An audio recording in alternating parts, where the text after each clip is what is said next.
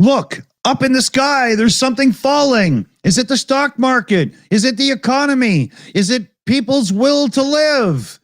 Yes. All of the above. How you doing, everybody? What's happening now? Here, let me say that for you. What the fuck is wrong with you? That was on to all of MAGA. No, what you need to do is have the cat, screaming that at the world. Here I go. Yep, you have to send me that little gag, and I'll reanimate it. Yeah. Do a little thingy. Okay, cool. Oh, we could get Carpathian to do some AI for the cat. We could, start with the picture, and that's an idea. But yeah, fine. You don't want me around here. No, I'm thinking we'll about get Carpathian to do it because he can do everything much better than me. You're a little bit busy lately, and I've been trying not to bug you. Too right. Yeah. Okay. Yeah. Yeah. No, I was thinking about what did I just volunteer for?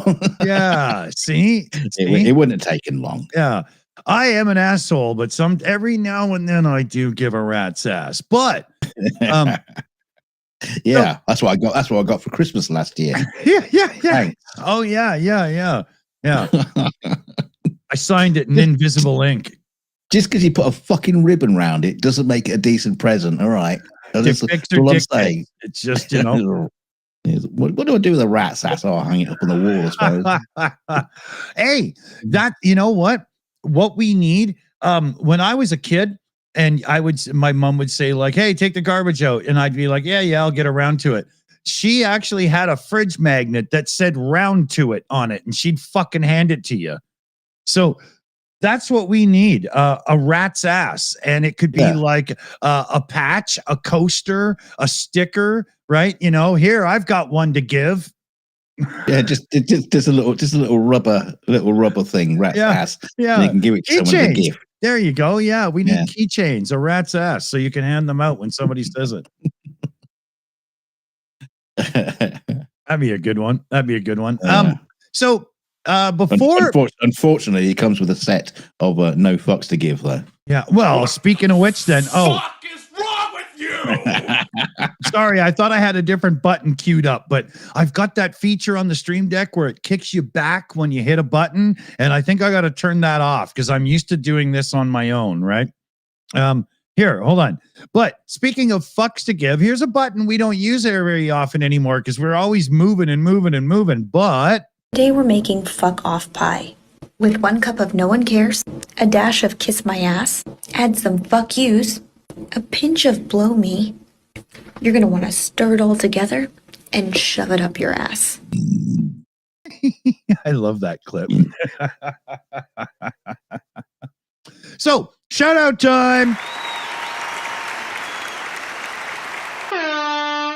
Because a couple of days ago, UTV and Ham, who's in the chat there, hey, had thrown a $50 direct donation through and just followed it up because we're live right now with another $10 donation through. Rock and roll from UTV. So, know your dose, man. Like, seriously, UK people just can't smoke pot. That wasn't pot. That was me counting the cash. But huge shout out there. Thank you, UTV and Ham. I always figured ham radio because of the name. There's got to be like some kind of frequency or something in there. But UTV, is that like, UTV. Well, I've always forgot to ask what that is because I was originally thinking like, VHF, UHF 21. When I was a kid, they used to say that, and you'd have to use the other dial on your TV. Yes, I'm old, but then I realized UTV. That's not what it is, right? So what is it? Ultimate Television? Maybe secretly he has a UFC channel that we don't know about. Ultimate Television. Maybe it's just a cut of a pig that we don't know about. Oh, side-by-side off-roads, UTVs. Duh. I was trying right. to put it together with ham radio to be another geeky, nerdy toy, right? Okay. God, I'm stupid. I should have known that. When I was a kid, we had the three-wheelers from Honda, and we had a Suzuki or a Yamaha one as well at one point, and I had one later, but I loved the three-wheelers. Oh, I was such a big fan of those. And don't tell me they're dangerous. They're just not. It's very simple. Yeah, I had a little three-wheeler. Yeah, when I was a baby. Yeah, little pedal one. Wow, so they really came out a long time ago.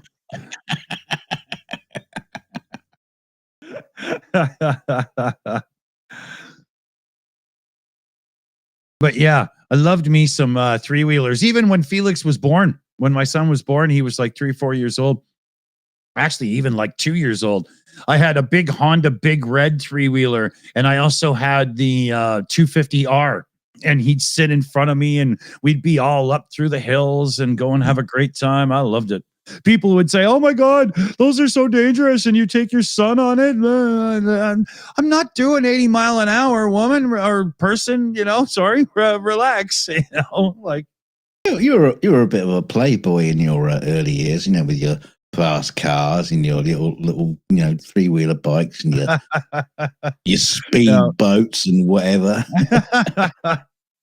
Oh man, did I screw up on a boat once? Right.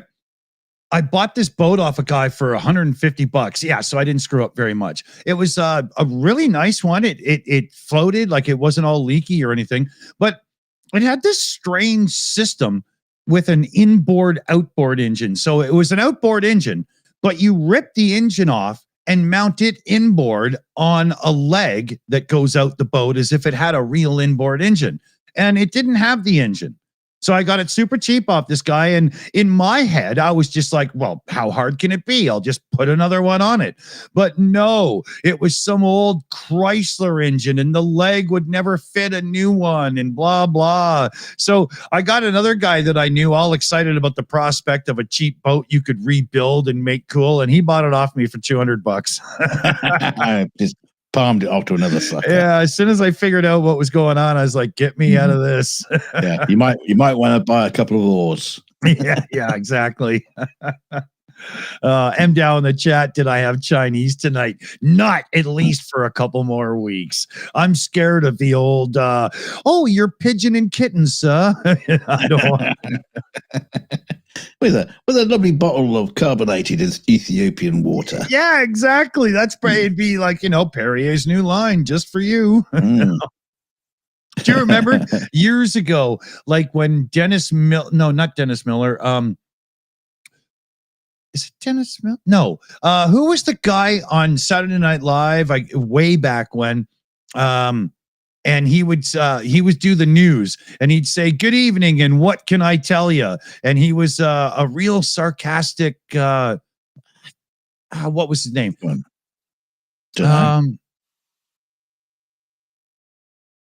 No, before Norm, I think even before Norm Macdonald, even there, Putin's cat. What was his name? Wasn't it Dennis Miller? Dennis Miller. Am I right? Is it Dennis Miller? You could be right. And if you're not, who fucking cares? I forgot what I was fucking talking about now. I know. Welcome to the Two Men Ramble for 2 hours. I need the Spaceballs the movie button where I can watch it now so that I could remember what I was talking about, right? Why don't you just rewind the video a little bit and have a look? Yeah, I could do that, but then there'd be this silence, right? That was funny. Dennis Miller. Okay, so who's the guy that sang the "I'm an Asshole" song? Dennis Leary. Dennis Leary. That's why I was hesitating, because every time I said Dennis Miller, I'm like, but it's not the asshole guy that was with Snipes and Rocky in that movie where they have sex with headsets. What? Somebody knows what I'm talking about. I feel like I just walked into the wrong room. Been hit. Backs out into hedge like this, Homer Simpson. Been hit in the head with a tennis racket lately, have you? Demolition Man. Yes. Yeah. See, Putin's cat knew exactly what I was talking about.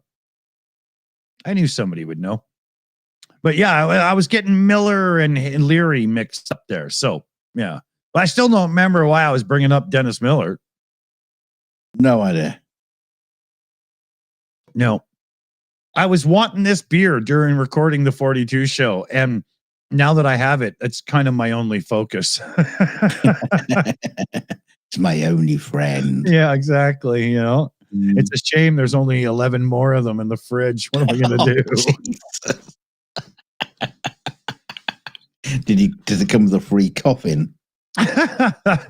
Well, any self-respecting Canadian sits down and at least they know they're going to have it 8 before, bedtime or whatever. Yeah. And before they're going to have 8 before it starts getting serious. Yeah. And I have neighbors that'll go, "Oh, you're having a beer tonight, are you?"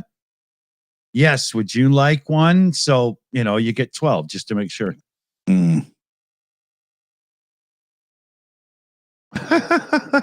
It's like funny. You go to the supermarket and stock up on your booze, and the person on the till goes, "Oh, are you having a party?" And you go, "No." No. I'm actually enjoying a night home alone. This is my daily routine. What are you talking about? Exactly. Yeah. And I save one for cereal in the morning, and one for church on Sunday. Yeah. I mean, in Canada, you're not classified an alcoholic until you look around the living room for a half-drunk beer that you can use on your Cheerios in the morning. Yeah, that's an alcoholic. Yeah, use it as a chaser. I often see that in movies where like people party and drink too much. They wake up in the morning and they look for a half-drunk beer so they can slam a bit down. I'm sorry, but I've in my years as a musician and in some dingy jam spaces with some crazy people and all kinds of stuff, I've never seen anybody do that. Yeah.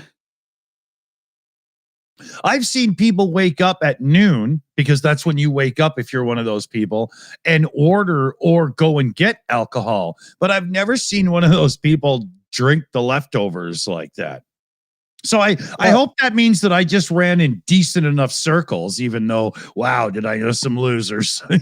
Well, I mean, I was young once, and I remember those days, waking up at the party, but you never chug down an open can of beer because it might have a flag end in the bottom of it. And, oh God, I know. I remember clash of flavors is disgusting. I remember a night we were just pissed drunk, wasted at this guy's house. It was like 4 a.m. Everybody's on LSD. And this one guy, Jason, 3 times in a row grabbed the wrong beer off the table. One that had fallen soldiers in it. Right. And upended it. And on the third one, he flipped out, kicked the table over, and we had to talk him down. We were like, holy fuck, dude, relax. You did it to yourself, mate. I mean, use an ashtray. What's wrong with you? But yeah, that wasn't a good. That was funny as hell. Yeah. Did I say we were sick? No, we were older than that. Never mind. I just realized. Oops. Yeah.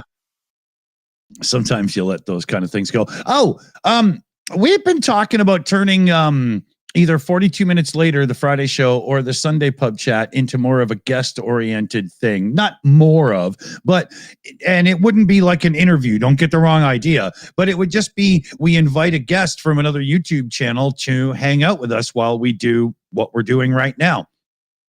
And I started putting out some feelers to some people, and there's quite a few interested parties. And knowing me, I'll get all anxietied and shied away from social media, and it'll take like a week, but we might actually be gaining some momentum on the idea. So you might get to see us hang out with some cool people, having a few and just talking bullshit.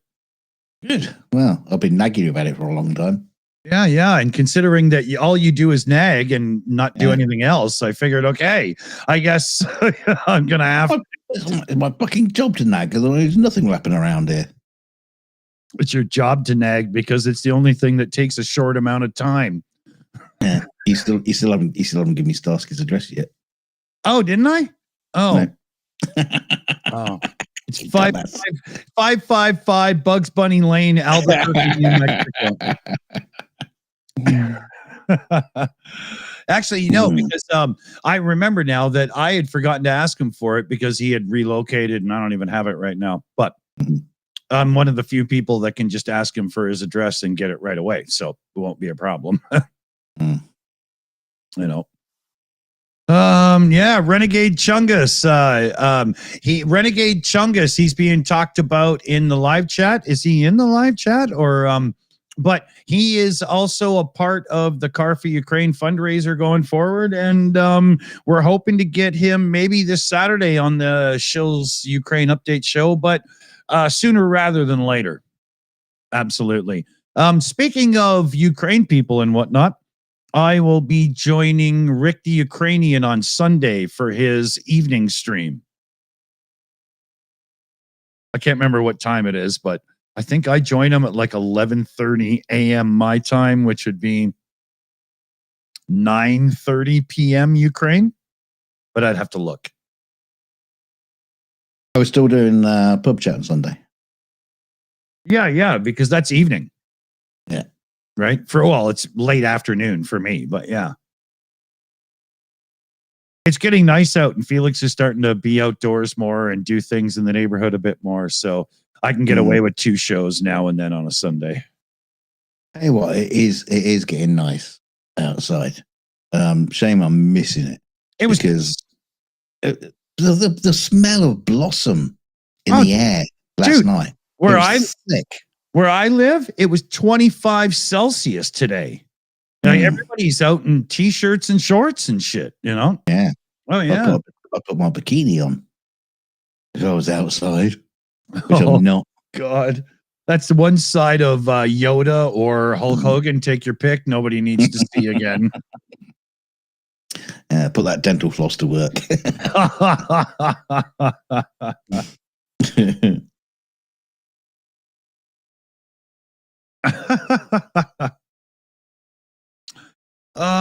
What's coming up in life that you in the live chat are interested in? Like, I know a lot of people are excited because the Last of Us or whatever it's called there is about to come back for its 2nd season.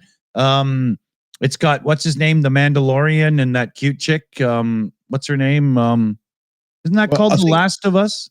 I think if you ask the audience what they're looking forward to, they're all going to say the 2028 election. Well, it could be the 2026 impeachment. Let's the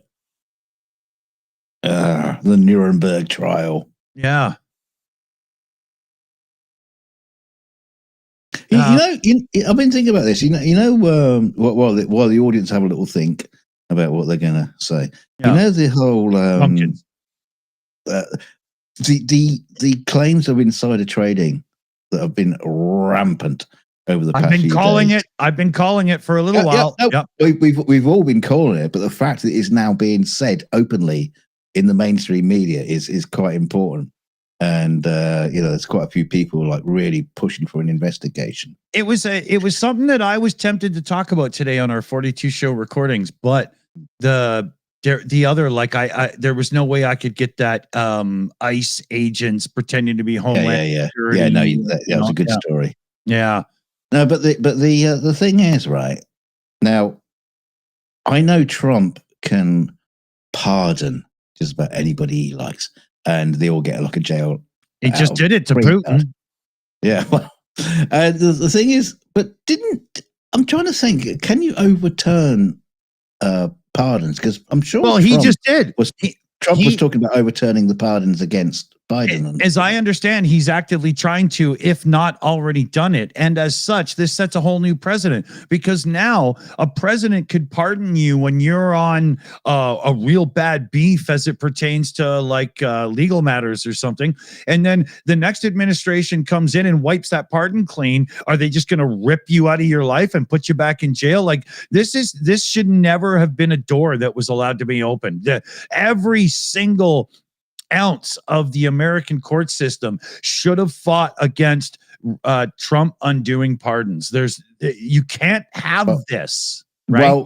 Well, no, I want them to have this, because if Trump puts pardons on everybody who were involved in insider trading and all that kind of shit, and all those people that have made like millions over the crash of the economy, they need to be investigated and they need to be judged properly and with proper criminal courts or whatever.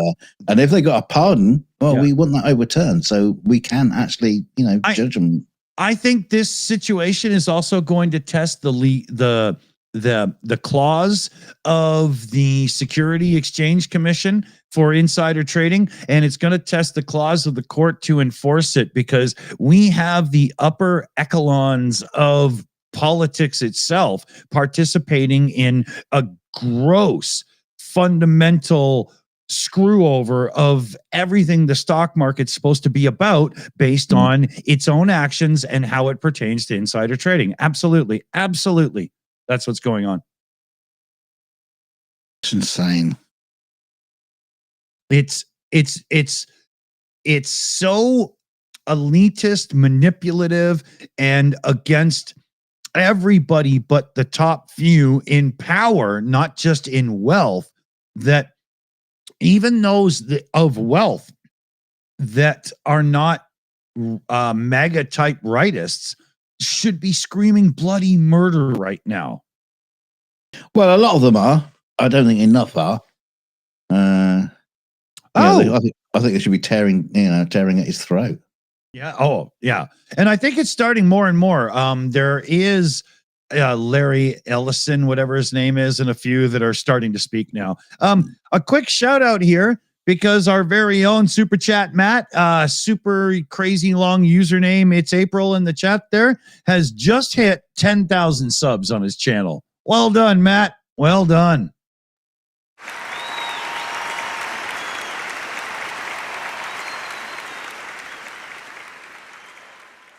Hey, we're nearly at 464. It's crazy. It's crazy to watch the sub counts of the new channels versus our original channel. It's really nuts. It makes me cry. Yeah, it's hard to get a new channel off the ground, even if you have an existing channel. I see people in the automotive community with 3 million subs on one channel, and their second channel has 40,000. Even they can't get it to happen. Hey, 40,000 is better than 464. I know it's not quite. It's not quite 3 million. Let me get a beer. Hold on. Yeah, but there is that funny thing with people with large numbers, subscribers, and we've seen it on our channel as well. On going back to the original Shills channel, you've got 10,000 people practically who are subs to the channel, and you get actually way less returns. And there's a thing a lot of people who talk about running a YouTube channel talk about the fact is you can have shitloads of people subscribe to your channel, but it doesn't necessarily come through to the views. I participate in a few Reddit threads and a couple other forums. One sec here, sorry. That are very much based on small and medium-sized creators sharing information as it pertains to the algorithm and a few other things that YouTube creators care about. And one thing that smaller creators are expressing complete and utter exasperation over is the new algorithm that is responsible for you seeing what you see in your recommended feed is so tailored and dialed towards what you just watched in the last hour or so versus your overall history as a viewer, that new and smaller channels get completely lost in the shuffle. And then what happens is the only new smaller channels that do make it into your feed are ones that are, paying for promotion, because you can do that in YouTube Studio. You can promote your own videos and you can see how it's working. If a newer YouTuber has really good audio right out of the gate, and they're not just talking to their laptop, and you can tell that they've scripted their video and it's not all jump cuts and crazy and stuff. Well, they come from a position where they had the money to not only set themselves up easy, or not easily, but properly right off the bat, but there's somebody who can go, okay, well, I'll spend $100 to promote that video. I'll spend $100 to promote that video. That completely changes the game of YouTube and what it is. Completely. And I'm not a fan. There's a channel I'm not too. I don't think I'm sub to him. I think he just shows up in my recommendations because I've watched his videos. But it's called Mark Felton Productions. Now, I'm sure some people in the chat will have come across his name. I know the name. Yeah. Yeah, because he does like history of war type history, World War II sort of stuff, and it's kind of interesting because he's got a massive subscriber base. Mm-hmm. He's made countless videos, but his title and his audio production haven't changed. Well, since I ever started watching him, right. And his audio isn't that great. Yeah, but some of these guys better. Yeah, some of these guys get grandfathered in because they grew in the more organic day of YouTube, and as such, right? But at the same time, YouTube doesn't promote higher quality. The reason I brought up the higher quality is the people that can afford to take a little time. Yeah, but, no, sorry, you're just missing my point, because you'd think that. Don't think I am. No, you'd think that even he would just evolve to like, oh, I'll just get a better microphone down the line. But if you don't have to, and what your income level is and everything is enough, and everything just sounds like extra effort and stuff, like I could see that totally. I disagree with it, right? Because that person could probably be even bigger if they, take it one step further. But it comes down to YouTube has set themselves up to a point where there's going to be a cost of entry, and that eliminates huge swaths of people, right? Huge. If we have to pay to get our new 42 show channel with the 7 or 8 minute videos and whatnot actually to catch on, I can't do that. I can't,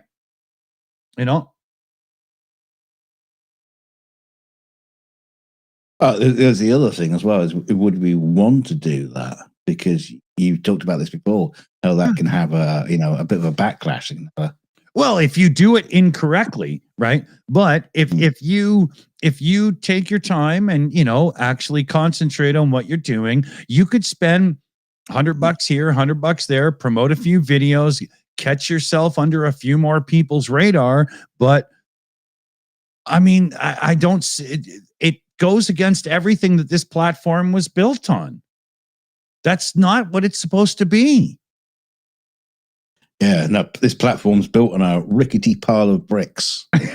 At this point, I mean, but people are complaining so much. There's too many ads, and so on. And then YouTube in the background does things to us creators, and they say, oh, don't worry about it, but we're going to automatically insert even more ad breaks unless you opt out. And this has happened to a big YouTubers because they have staff and somebody didn't quite get the email, because YouTube will bury that announcement under 3 paragraphs of look how great we are, blah, blah, blah. It's BS, man.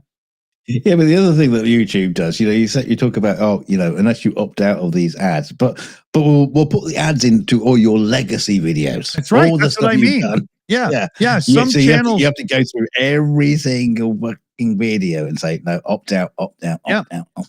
I remember when that happened a bunch of years ago to some channels. It just happened again to a bunch of new channels. It happened to Gamers Nexus. He did a video on it, Steve, and he was like, yeah, we missed this thing, and now all of our old videos and streams have way more ads in them. We have to edit them one by one. You know, we're going to try our best, but that's a lot of effort in, staff spend of money and hours. And so we might not be able to.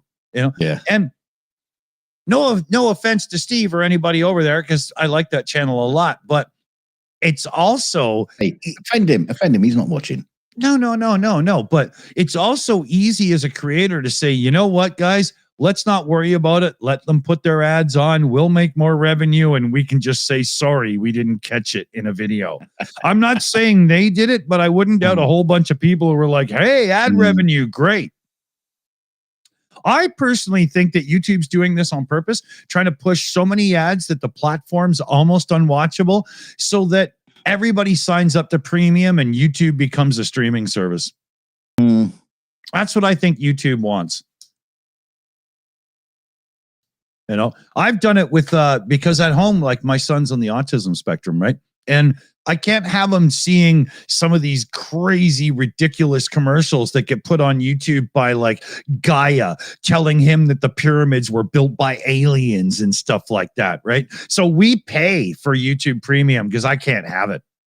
I found another get around. You remember I had a get around for the ads at the beginning of a video is where you click on the video and the video starts as an ad, then you click back and then you click forward again, and it would skip past the bit skip past the ad. Well, they got round that one. Yeah. So you still got the ad again. But what I've found is that if you click a right click on a video and say open in a new tab, you'll see at the top of the new tab. See, I can't remember which way around it is, but you'll see the thing changes from like the title of the video to YouTube or YouTube to the title of the show, because what it's doing in that new tab is getting through the ad. So when you click on the tab, using those, there's no advert anymore. Right. It's a weird. Sometimes it works, sometimes it doesn't. But it's like it's a great way of just lining up all the next videos you want to watch. You just right click and say, right, I'll watch that one next. Put it in a new tab. And then you just go through the tabs and there's right. an advert. I coming up, we are going to do a little blurb. I don't know if it'll be on Shills Live, probably, but I want to cover building a very basic and simple device, not expensive at all, that you can use on your home network at home for your internet. And it goes before the computer. So this will work for every tablet and computer that you have connected to the internet in your home. It will strip the ads out of every service you have before they even get to the app or YouTube. So YouTube can't even bitch that the ad's been removed because it's not happening in your browser or on your device. They can't detect an ad blocker. They don't know. Right? It's called PiSense or PFSense or whatever, but it's meant to run on like a little cheap Raspberry Pi. You can run it on almost any cheap little device, and away you go. You have an ad-free experience on everything you do. Where does it go? Where do you put it? It goes after your router, but before you would want it. It's an Ethernet chain. Yeah. It might work out. I haven't looked into this enough yet. I only just discovered what this thing really is and what it's about. And you might have to run a router so that you go from your modem through this thing and then to the router to distribute to everybody. I'm not really sure, but I know it's a very cheap box to make, and I am doing it on our server for Felix and I at home coming up.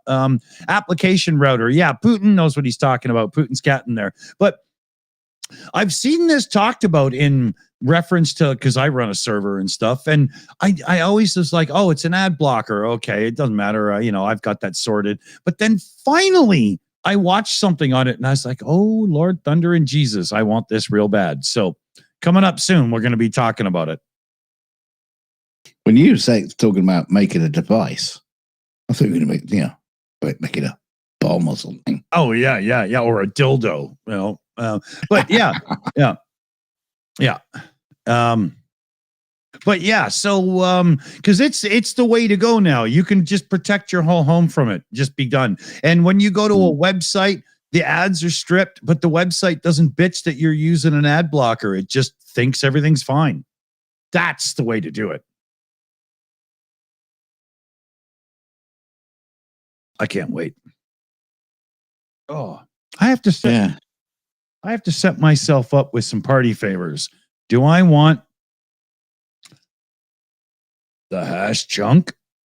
That was Black Dot. Yeah. The The dab jar, right? Yeah, this is some really good black Afghan stuff that I got locally. It's really good. I got some lovely Ethiopian water for you if you want. No, this jar here is very CBD based, so it's lovely. You have a few and you can just melt into the couch and watch a movie. Oh, it's so nice. See, hanging around with you, I didn't know it always turns into a fucking chemistry lesson. Work in the chat. Hot knife that ash. Oh, I got a bottle here. I like what we used to call BTs or bottle tokes. Although at 50 some years old, my lung takes it a little bit rough. Your lung. Yeah, exactly. Yeah, I didn't say that in plural. Let's see here. But let me get a couple of them ready, and I'm going to enjoy myself as we go here.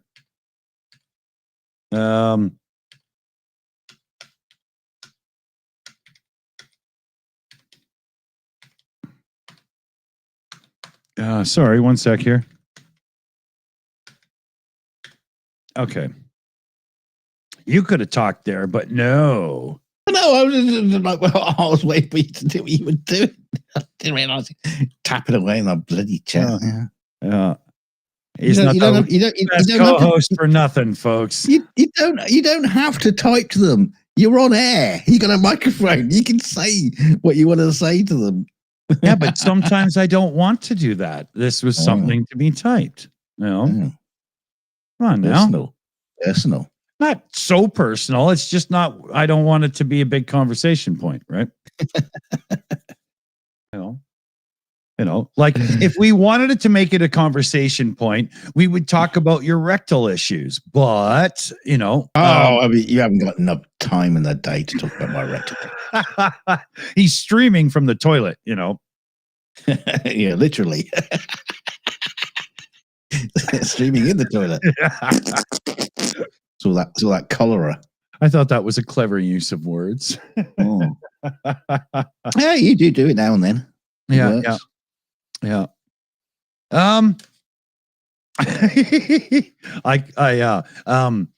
What were some of those jokes from back in the day? The Yellow Stream by IP Standing. I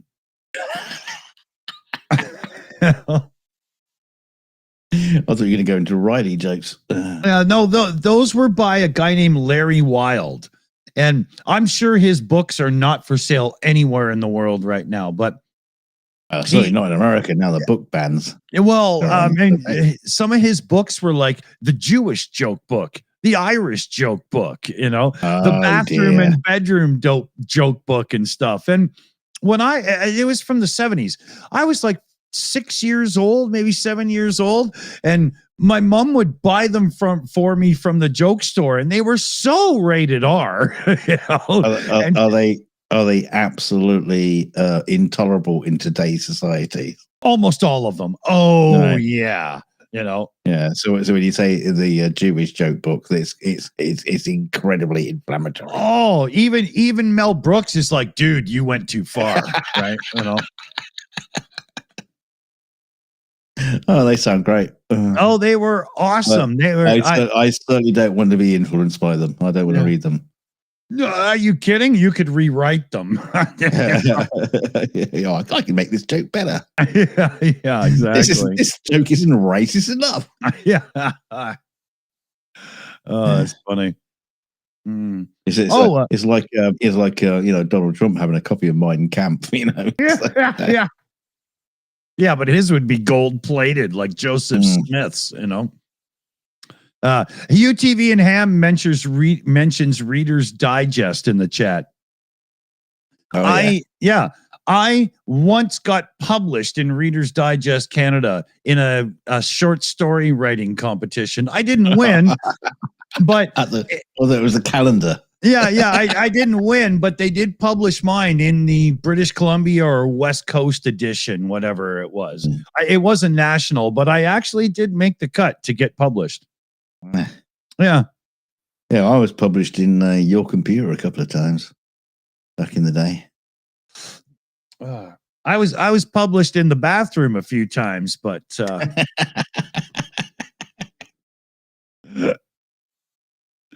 yeah. It was a funny little short story about this guy and his wife. They're having a little morning. He takes off to go to work. She's all happy. Her brother is going to show up for a visit after a bunch of years. He takes off, goes to the airport. He's sitting there waiting to pick somebody up. She's puttering around the house, doing her thing, thinking about past experiences, family and stuff. And then the husband in the car pulls out a bag, and assembles his weapon, shoots the guy that walks out of the airport, drives home to go see his wife, contemplating how he's really got to get out of this lifestyle now that they're about to have a baby and whatnot. Arrives home to find his wife screaming out and freaking out, crying because her brother was shot and killed at the airport. Ooh. Yeah. It was a cool little story. And I wrote it before AI. So it had all your spelling mistakes and everything. Yeah, I actually, when I did it, we had a person that helped with the band who was just an English major. And he went over it for me like 5 or 6 times on the computer and was like trying to make heads or tails of your bullshit, but I think I figured out. You know? Yeah, he had to totally redo it for me, right? Is that why he didn't win? Yeah, well, maybe, right? He muddled it too much, but yeah, it was cool, you know. Yeah, it's cool. Yeah, still not quite as good as my story about the the detective with the massive hard-on, but Lieutenant Hammer.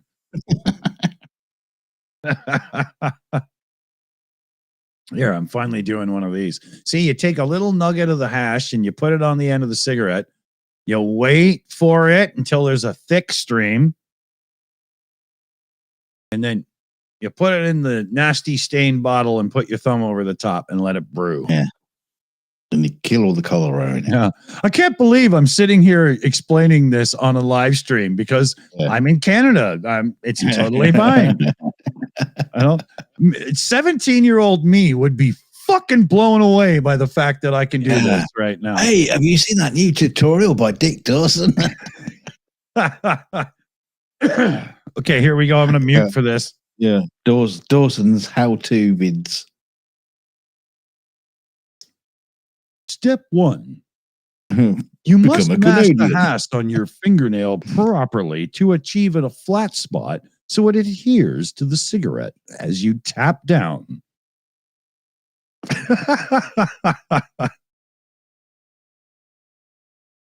Work says, ain't you smoking plastic? No, dude. It's okay. I'm just letting the smoke collect in there so I can have it all in one puff.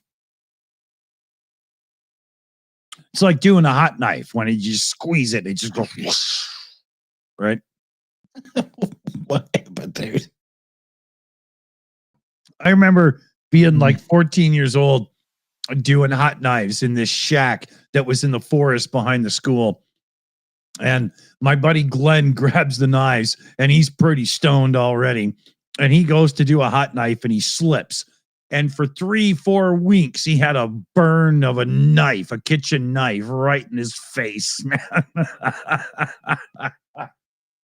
Oh, it was funny. Oh, dear. Yeah. Same guy. Well, we got caught behind Adam's house one day. It was 32C outside. You're doxing someone.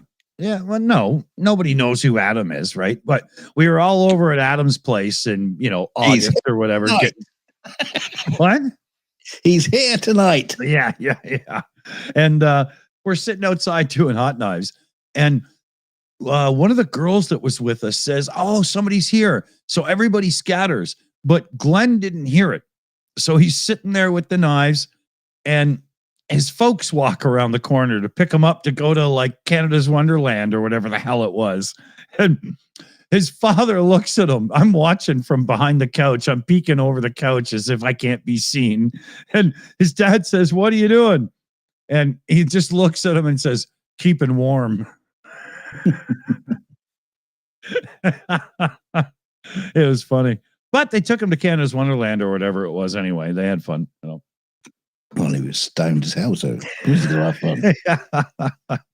Yeah, it was funny. They just took him to a parking lot with some trolleys. They go, "Here you go, have fun. This is the greatest experience I've ever had."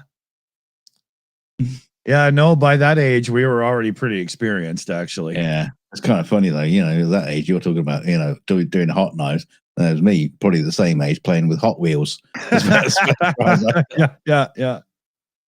Yeah, no. 14 for me was grade 9. That's high school, right? So it was gloves off then, because in high school, if you wanted to skip a class and just go out to the shack and get stoned, or head around the corner into town and go get some beers or something, you could. It was no big deal. Yeah. That first year of high school, not a lot got done. You know what? If you didn't have done that, you could have been Prime Minister of Canada by now. Yeah, maybe. I got lucky though, because I had a couple of teachers in grade 9 and they were like, "I don't want this fucking guy back." So they passed me through the classes when I probably shouldn't have passed. And then in grade 10, I was like, "Yeah, this is a dangerous trajectory. I better get control of this situation a bit." No, they just had the same dealers as you. Yeah. That was funny though.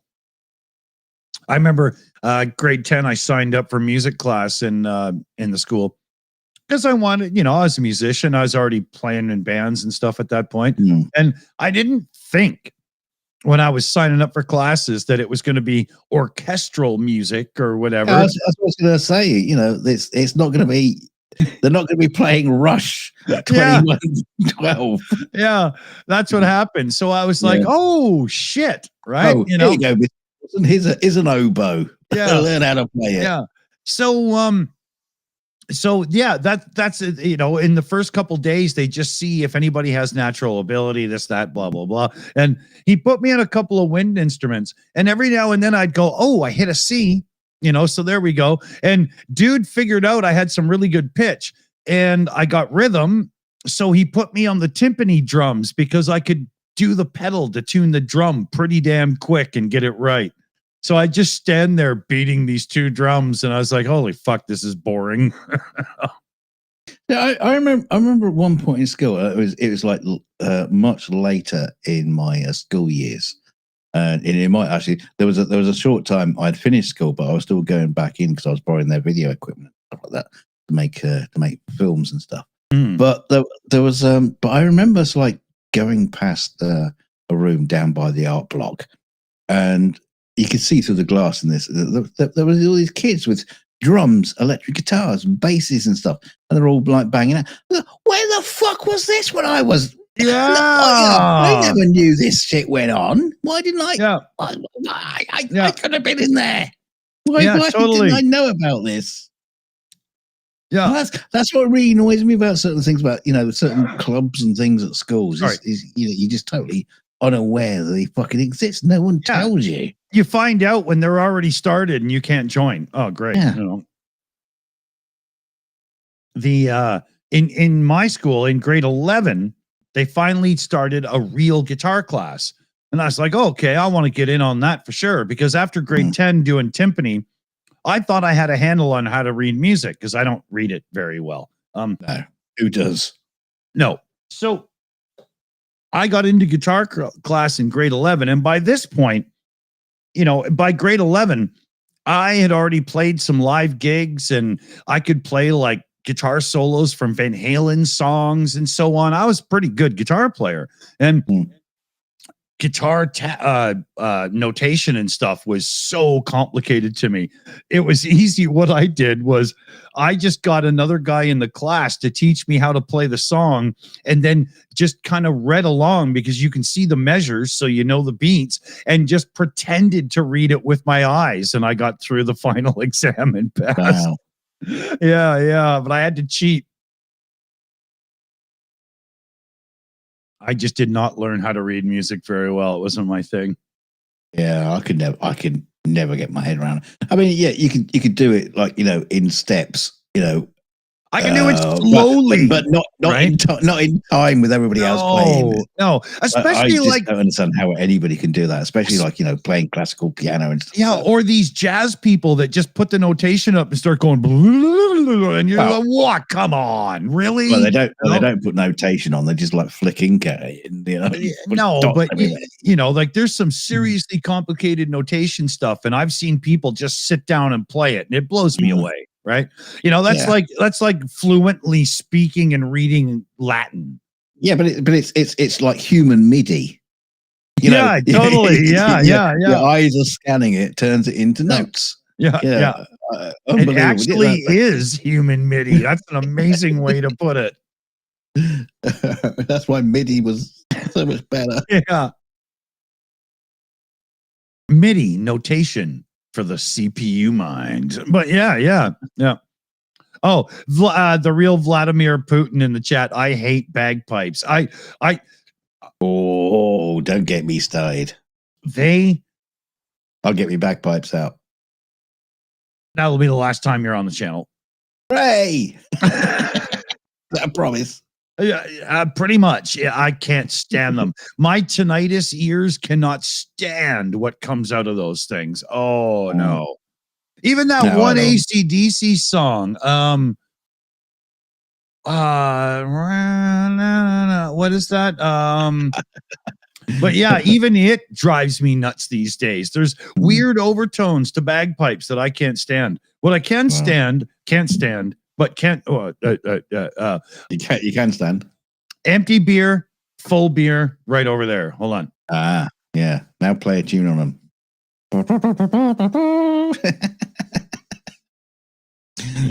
Start playing Scotland the Brave on your beer cans. See how that works out.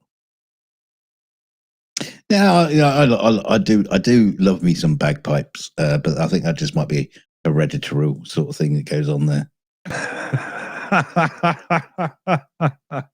Don't get me wrong, wouldn't sit there listening to bagpipe music all day in, day out, but there is a certain thing about bagpipes that just stir the skull of the Scottish heart. Let me show you guys something. Our resident line producer in the chat there, PJ CNET, just reminded me of something that I have to show, because Lord Thunder and Jesus, did shit go off today as it pertains, actually in the last 2 days, as it pertains to donations. Hold on here. Hey, priorities, man. Priorities, right? So we had, I don't know, 800 euros or something in our Car for Ukraine fundraiser. And then a couple of days ago, somebody dropped 1,000 euro into the fund. I kid you not. Right? One shot, anonymous, 1,000 euro. Then what happened in the last like 24 hours or whatever was unbelievable, because here, and I'm going to bring this up so you guys can see it. Let me get the donor wall up here, and I want to get my trackpad over so I can zoom in. Yeah, make it big. Right there. $10,000 American donation.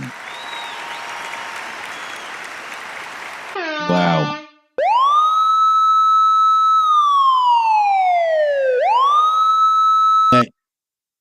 You just can't play enough buttons for that. Yeah, just stop it. There's no way I can account for how unbelievably fucking huge, amazing, holy shit, am I blown away right now? And I mean, even a night on Pornhub can't give you the kind of satisfaction that that does.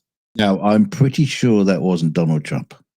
I'm guaranteeing that it wasn't Eric Trump either. He hasn't got 10,000. Not without asking Daddy. That's an incredible amount of money. Yeah, so I don't know who you are, but if you can show me who you are, and I mean, it would be very easy for you to get a hold of me privately through this channel email or whatever, and just say, hey, look, I did that. If you want to stay anonymous, that's fine. But if you want, we'd sure like to have you join us as a guest on a PubChat hangout or something. Like, holy shit, what the hell? $10,000. Yeah, baby. Here, let's see if we've got... the least we can do is send you a Shills t-shirt or something. Yeah, right. You know, I mean, I'll sweat in it first if you want, you know? Yeah, you got to test them out somehow. Yeah, let's give it the chat dance.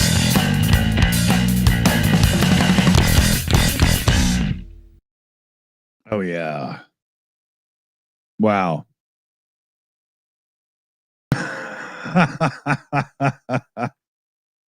Wow. So that locks in.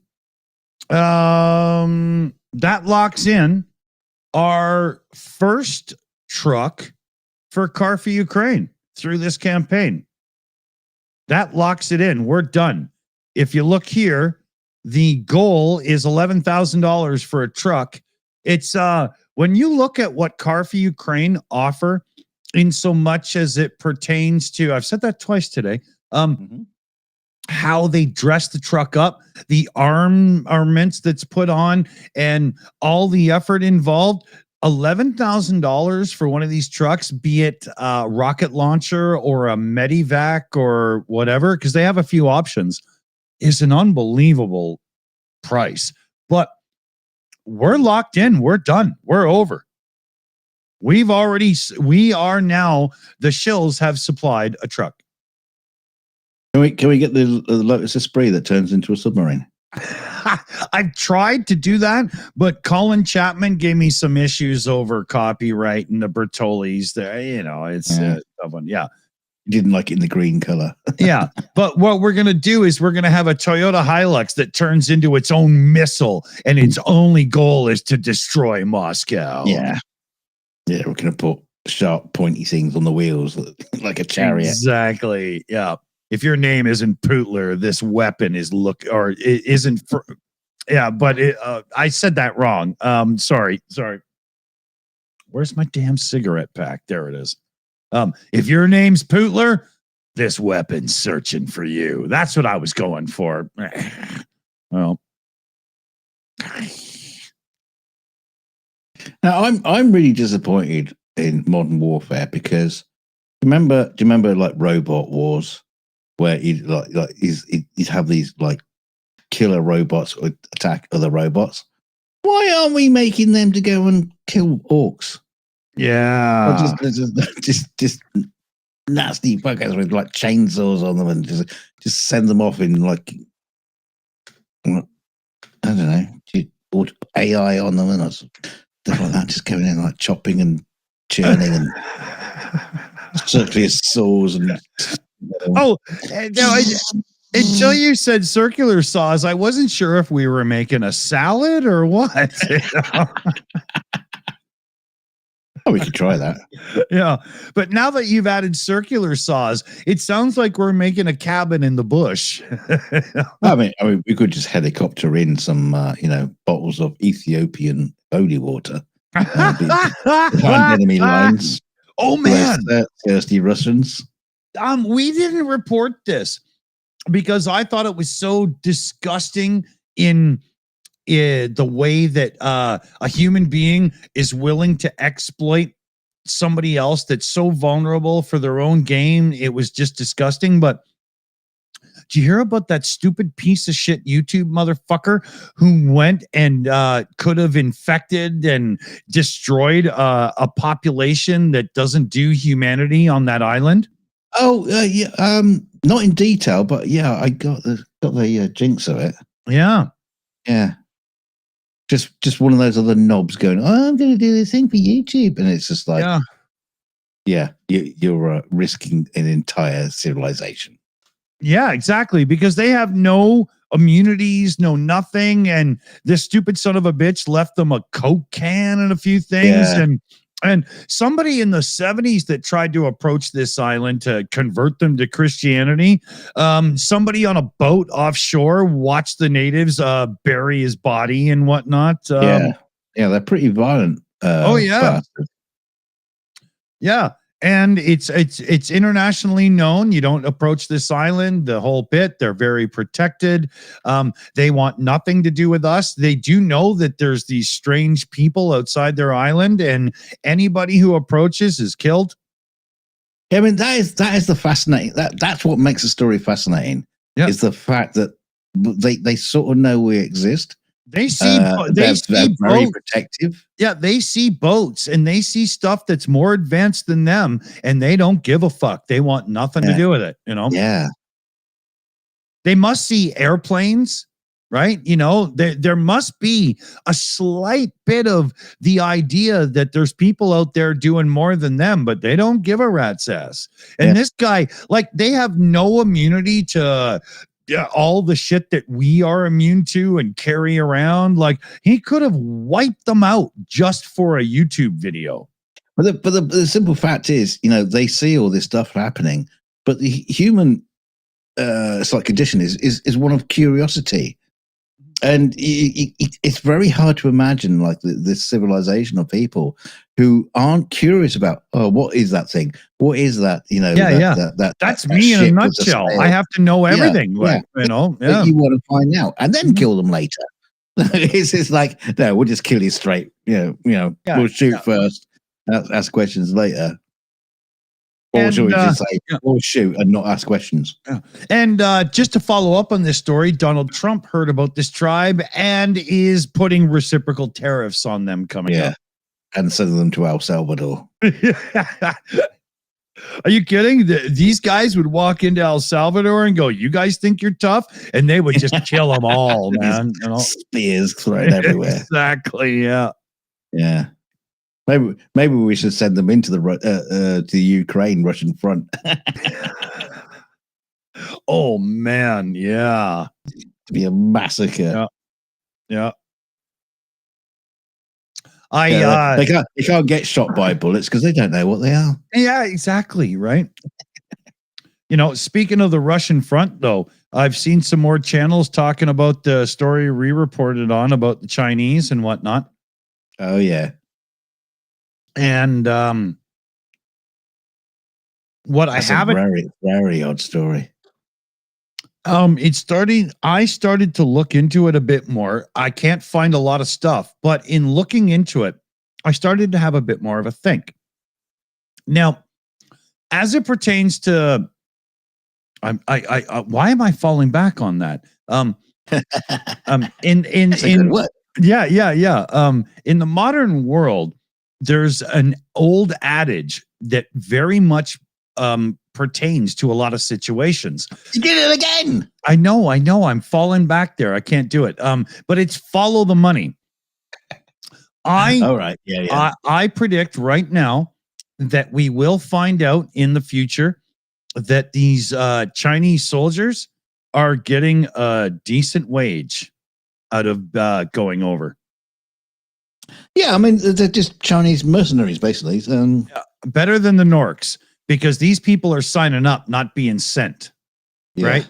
So there must be a thing going on with Russia and China right now where Russia's like, here, sign up. We promise you this and payments and stuff. And I mean, Russia, they won't even admit to their losses because they don't want to have to give the wife a ham.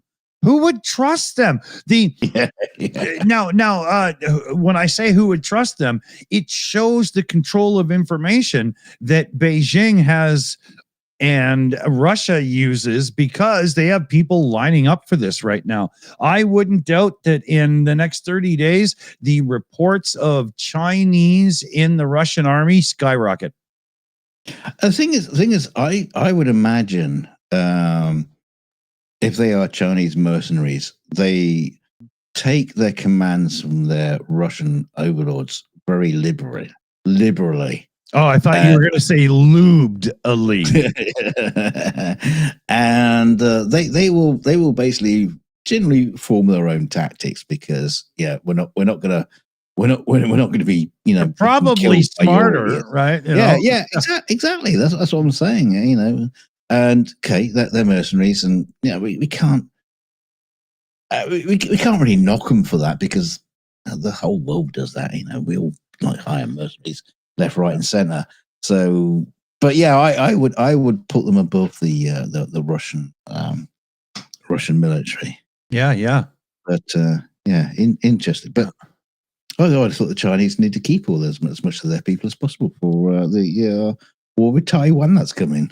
Well, China is the kind of place that goes, dam issues. Well, we'll just wipe out 1 million people or so. It's no big deal. So can you imagine if Russia is running around, grabbing people in wheelchairs and all these people to toss to the front line? Imagine what China would do to their own citizens. No offense to anybody who's Chinese descent living anywhere in the world. I don't mean to pick on you guys specifically, but your government's just got a bit of a history. There's a reason you're living here, not there, I'm sure, right? Yeah, I've got nothing against the Chinese. I got a fucking iPhone. Oh man, when I want somebody to make me a meal, they're my favorite people. Straight, that's it. Our Chippy is run by Chinese people. So. And I don't mean like North American Chinese food. I mean their food. I love it. It's awesome.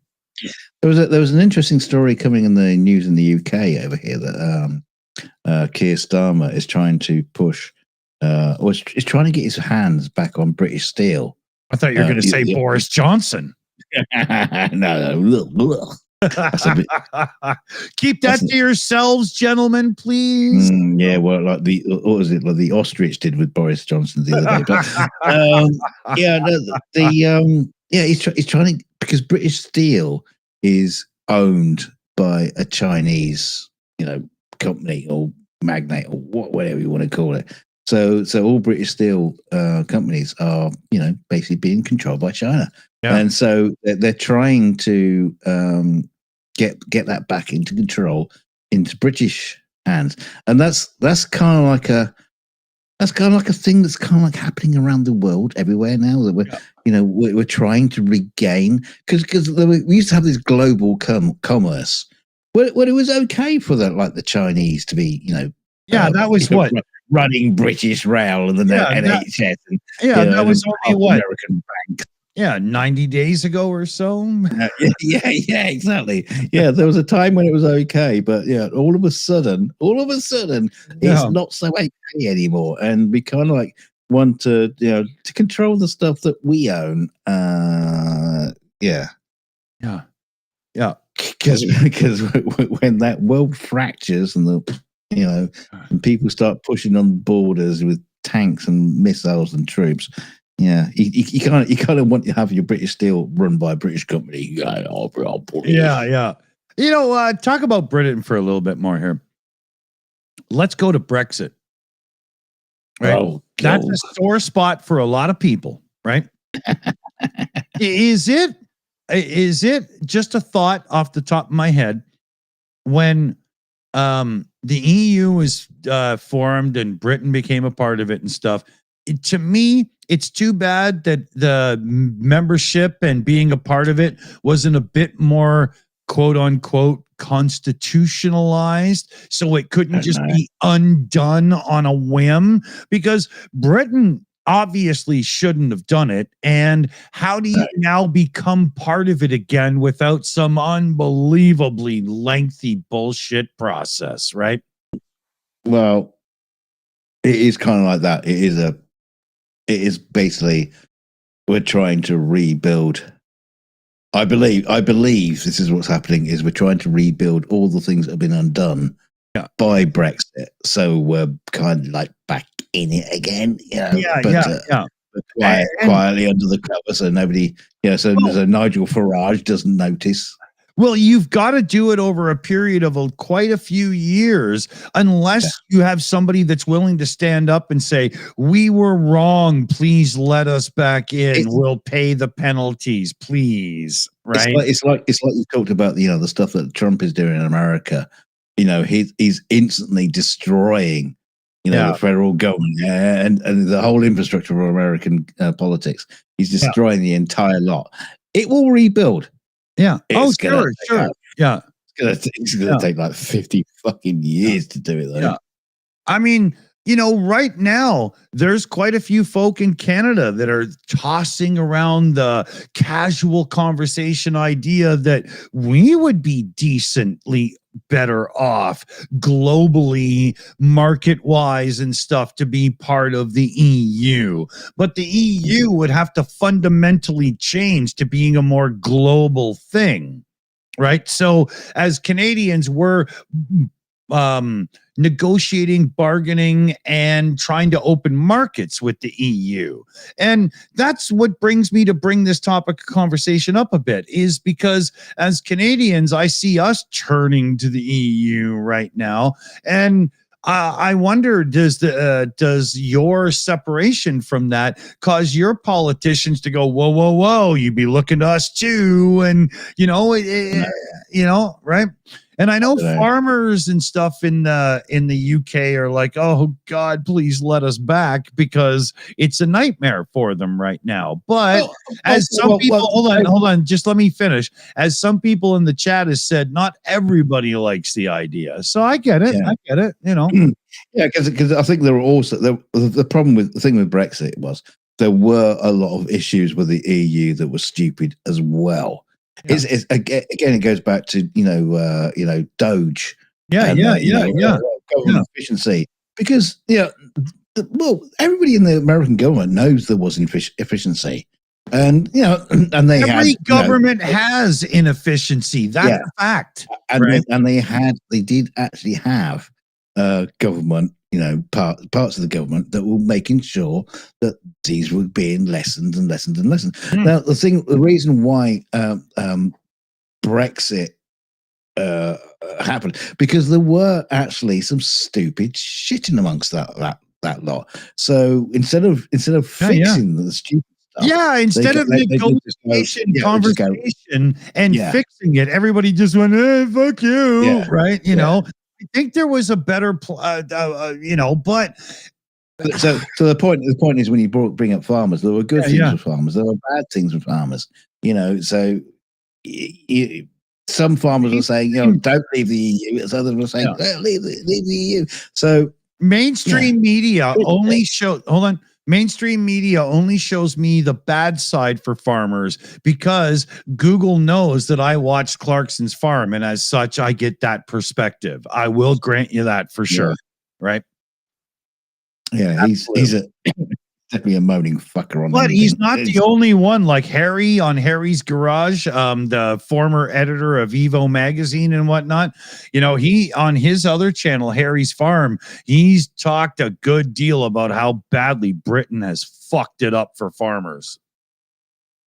Oh, right. So he's gone. Well, Clarkson had a good deal on doing a farm channel. No. Harry doesn't play it that way. He's a total straight shooter. I will vouch for him just because. Well, I knew who he was and the ethics and accountability of Evo magazine when he was in charge way back when, right? I got to give him the benefit of the doubt, because Evo magazine's gotten in trouble with car manufacturers for brutal reviews and stuff, and he was like, "Fuck you, I'm number one. Give me your car or suffer." But anyway, I'm not a politician. What do I know? I wish politicians would stop being babies and actually start talking to each other, not to strong arm each other like Trump, but so that everybody can get along and find mutual ground. The way that there has been times in life politicians were able to do this. I think a lot of them do that behind. Bring out your inner Mick Fleetwood and keep the rest of the band. yeah, keep the imploding band together, right? Yeah, no, I think a lot of politicians, all around the world, they do talk behind closed doors, amongst each other as friends. Stop it. They do talk to each other, but when they have to put their politician face on in front of the cameras, they have to take a certain stance, and that goes back to that whole thing where it fucks things up.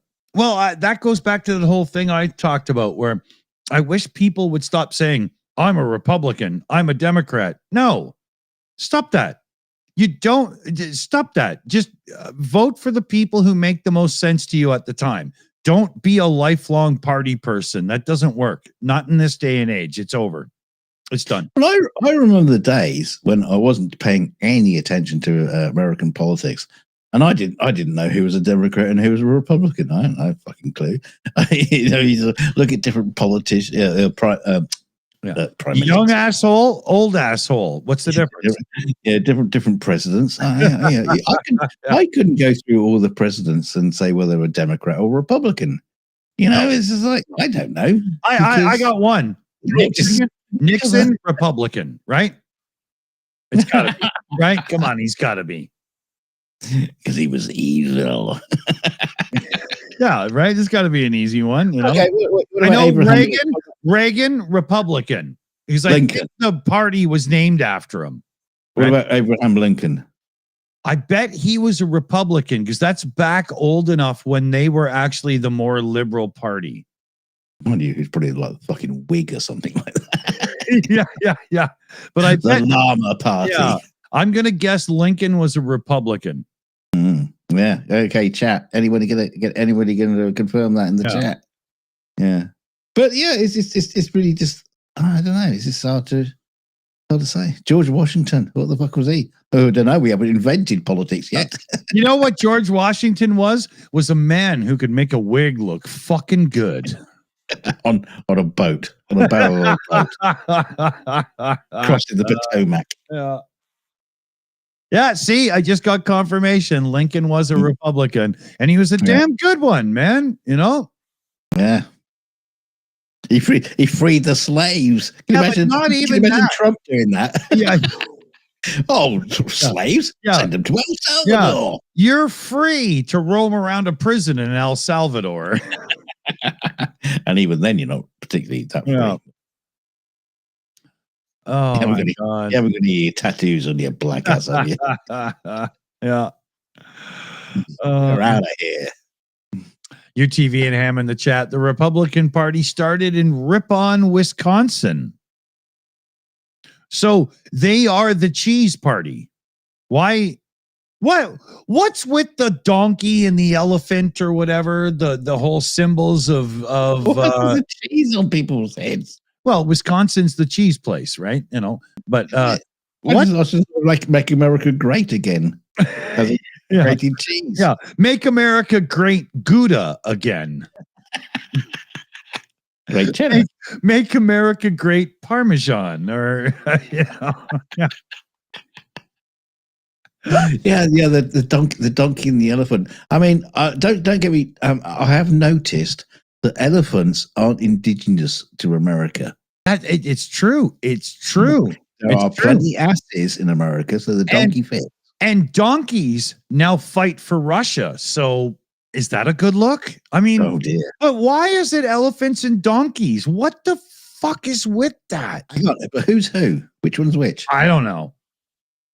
I'm not sure either one's a good one because that's a big fucking trunk you got there. And the other one,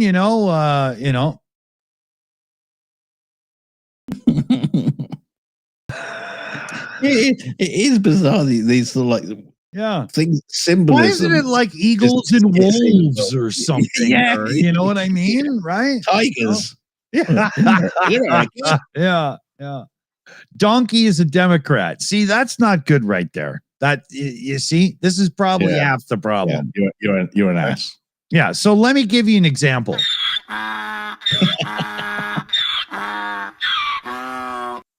That's the party we need in power. Are you voting for that? Yeah. You see? Right? Yeah, but I bet you it's Republicans gave them the donkey icon. Oh, maybe that's how it works, right? You were able to put your own avatar on the opposing party, right?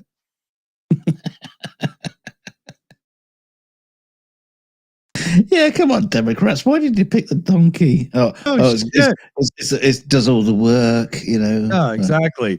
I mean, it's the people's horse.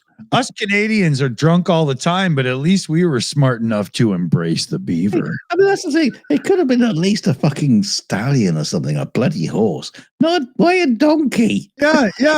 I know. The Ford Mustang, you know what I mean? Americans understand this, right? You know? Yeah. The Corvette Stingray, but no, you know, the donkeys. Oh. They'll change that image in 2026. Yeah. You know, can you imagine, like, instead of the lion coming out and growling before the movie, you have the donkey? Right? It's just not, you know. Yeah. And welcome to the the 48th president of the United States. Yeah, exactly. You know, it's just well, the donkey party ran a great race. Got stomped on by an elephant. I heard Kamala Harris give a lot of really inspiring speeches in the run-up, but none of them sounded like that. Yeah.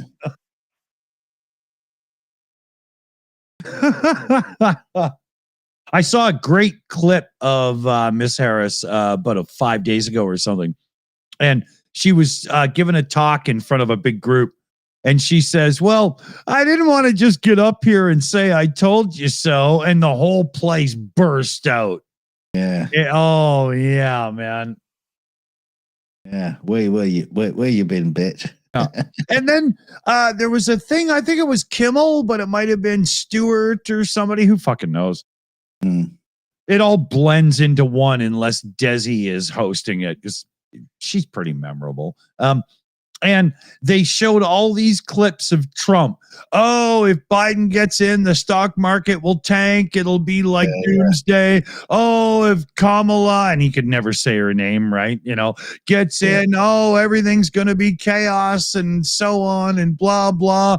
And he sold all these low-income MAGA fools who can't even spell their own names right to give themselves a tattoo on a drunken Sunday afternoon when they skip church. And he fooled them big time. He's the one doing it to them so that the elite can make some money. I don't even know how some of those MAGA fools could actually spell X and put it in the little box. Yeah. Well, I think that's why Elon changed the name of the service, because if it's only one letter, they got a 1 in 28 chance of getting it right. Oh no, I mean on the voting, on the when they're doing the voting, you know, spell X. Oh yeah.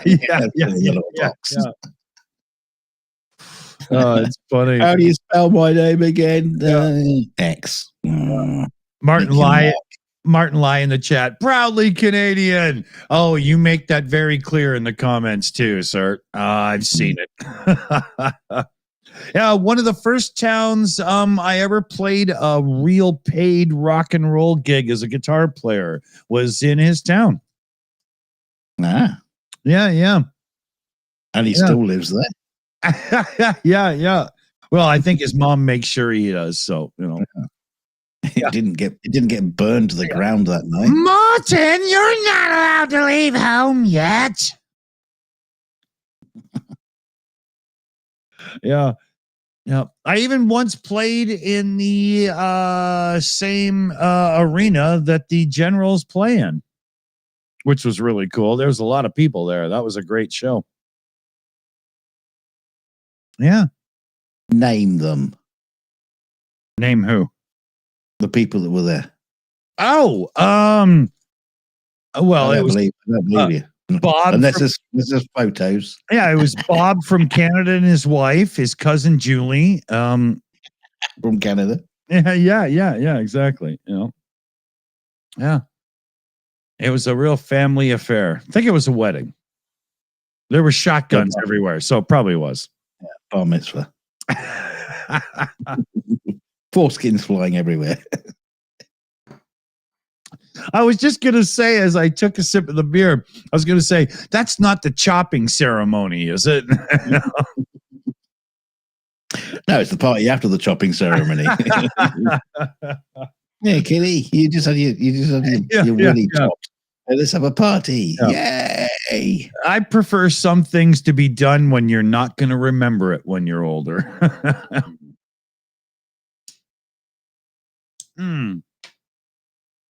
So, what do we got? Oh, we're not bad off.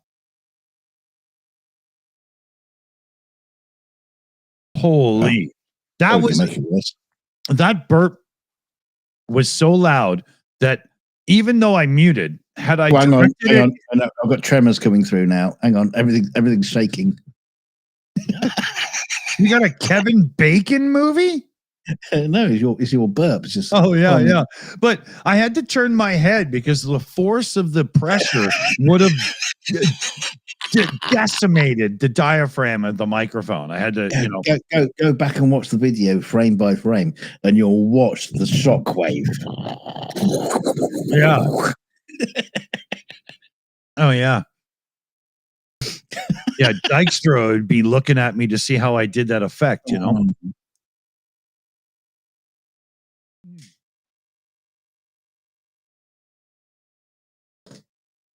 Oh wow, I had to really tip high for that one. You know what that means? Time for a new one. And he's bugging off. He obviously hasn't put them in his fridge. He hasn't fixed his fridge yet, has he? Just put your old fridge back until you fix your new one.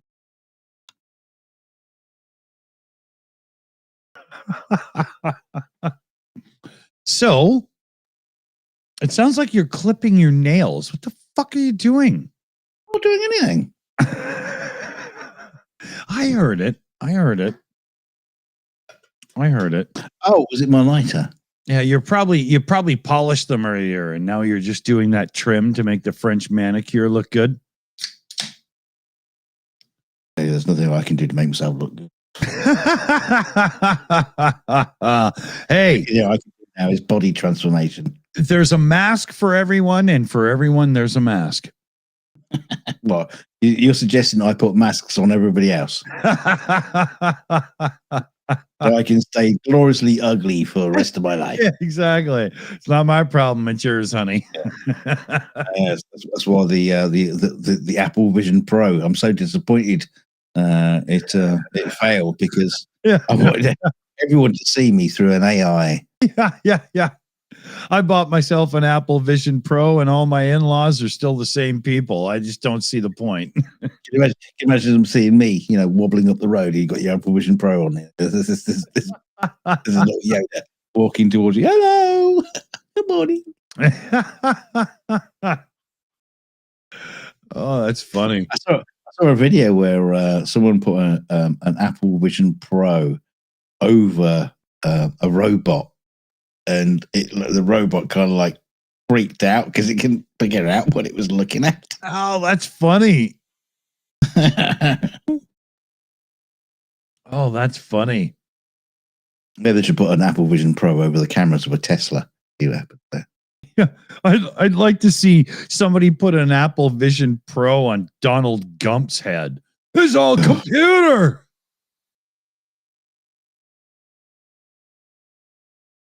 Yeah, just let him have his own, virtual reality, United States going on in his head. That fucking idiot would be impressed by a VCR if you showed it to him. I don't think he's ever owned one. Yeah. He doesn't seem to know anything about anything. No. No. He literally just sits there dreaming about having a big old greasy dump in his golden toilet.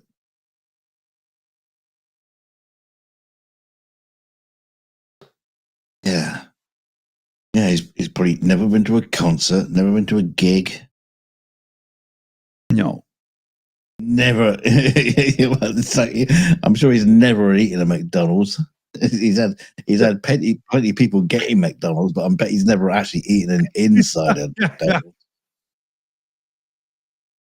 Oh, it's Indeed, terrible. what's that? And when you're the president and you order McDonald's to the White House, it's going to be cold and nasty by the time it gets through security and everything. So How he thinks it's supposed to be. No, because remember, he served it to people once for like 5 minutes, right? But I truly believe that he's got a thing. We'll never hear this officially, but there's actual McDonald's ingredients being shipped to the White House so they can serve him fresh McDonald's on site. I wouldn't be too surprised if they actually fucking built one. Yeah. Inside the White House. The same fryers and everything. And he has the same low paid, impoverished immigrant employees. Oh, wow. Not the immigrants. he'd have proper, good old standing white American folk. Yeah, he's paying Jerry Seinfeld because he's Jewish, right? White women, white men. Oh, thank God Felix isn't here to hear that. Yeah, he wouldn't have cheap, low paid immigrant workers. In the White House. So he saves those for Mar-a-Lago, doesn't he? Yeah, exactly. Right. Only somebody with dark skin can be there to clean up the balls. But if you're there to fry chicken, only good, honest white immigrants will do. That'd be quite interesting if ICE, raids Mar-a-Lago and starts dragging his staff out. And there's nobody left.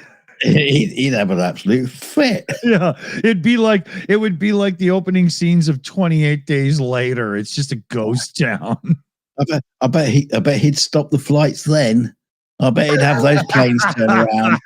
Not the other ones with the other immigrants. Yeah. These are my immigrants. Yeah, they're called slaves, Mr. President. Remember that? Yeah. Did you mention Abraham Lincoln? Yeah. At all? You know about that. I know you're too busy reading Mein Kampf, but you'd like to have a little look over the Constitution, and all that kind of stuff. Yeah. They're not undocumented immigrants. They're undocumented sex workers. It's different. They're cleared by the White House. Yeah. I watch them through a peeping hole when they shower. Yeah. Melania can confirm it. She hasn't fucked him in years.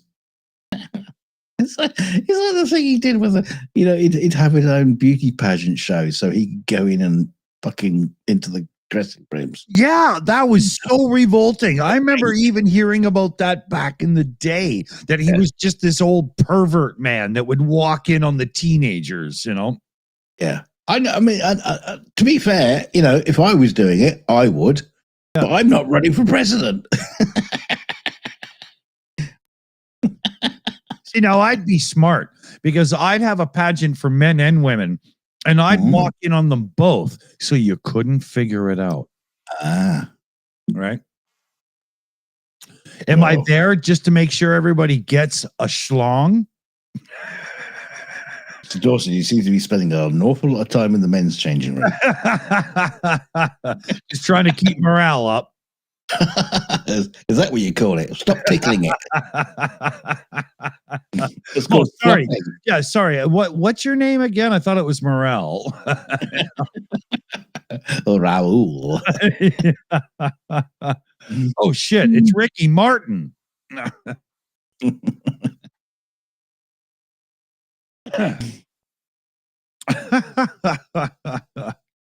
Do they do like male beauty pageants?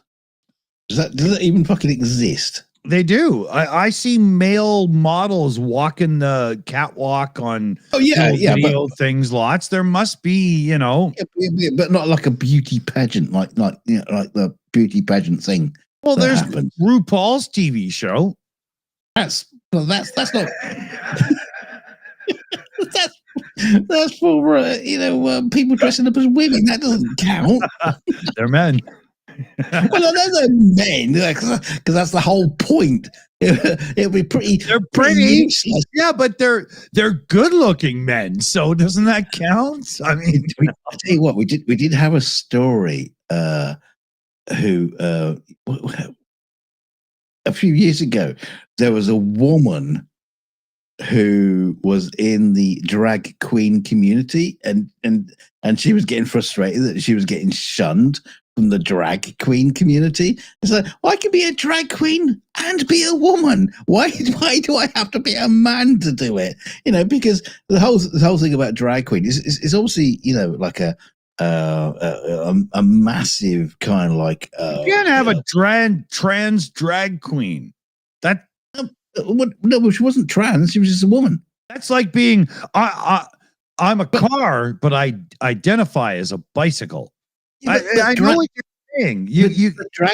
But drag queens that they dress up and they got all the makeup and everything, and they're always like a massive kind of like exaggeration. Yes, Alan of a woman. Alan says, did she dress like a man? Exactly. No, right? No, she dressed up as a woman. She should have dressed like Dean Martin with the empty drink and all. I mean, no, but why? But why wasn't she allowed to do that? It was brilliant because it made absolute sense. All she's doing is doing an exaggerated performance. Yeah, but no. That's a diva.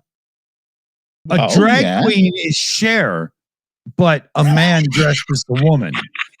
A diva is Cher. There is a woman, right? There is a woman. That's what I mean. You see. That's why we have diva and drag queen, right? They're the same thing, but they're different. Yeah, but the point is that she was just wanting to go on stage. Yeah, in the same places, but they were shunning her because she was a woman. Yeah. See, this is how screwed up it is. Now we have this reverse of the reverse. If don't vote for Trump, girl. Don't do that. Well, she was British, so I don't think that counts. I think you're safe on that one. We have maggots in Canada who drive around with big flags on their trucks that say mandate freedom. It's Canada. How much more freedom do you need mandated? What can't you do? Well, I can drive around in my truck with this stupid flag on. Obviously, I've still got freedom. Try that in Russia or China. Yeah. We got a few of these guys. And not one of these mandate freedom people drive a car or an SUV. No, they drive a 1980s massive diesel truck that's rolling coal around every corner they go around. It's such a pathetic look. At least in Canada, we only have you can gauge their level of influence in the population the way you can gauge parts per million of nitrates in an aquarium, right? It's very low.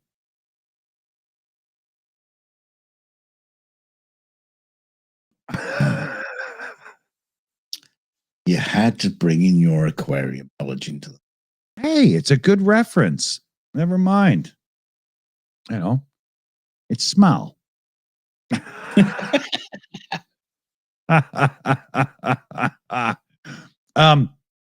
We had a submission from the AI Alchemist, and we've talked of Kelly, Dunk's wife, and we thought we would just let you know what she actually looks like here. This is Kelly. She'll hunt you down and kill you.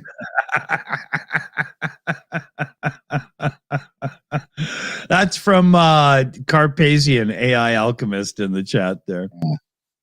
And she'll hunt you down and kill you too. Oh no, I'm the one that made the joke. He didn't say it was her. I did that. Yeah, but you don't know Kelly. She'll still hunt him down and kill him. He's going full Schultz here. Hogan's Heroes. I know nothing.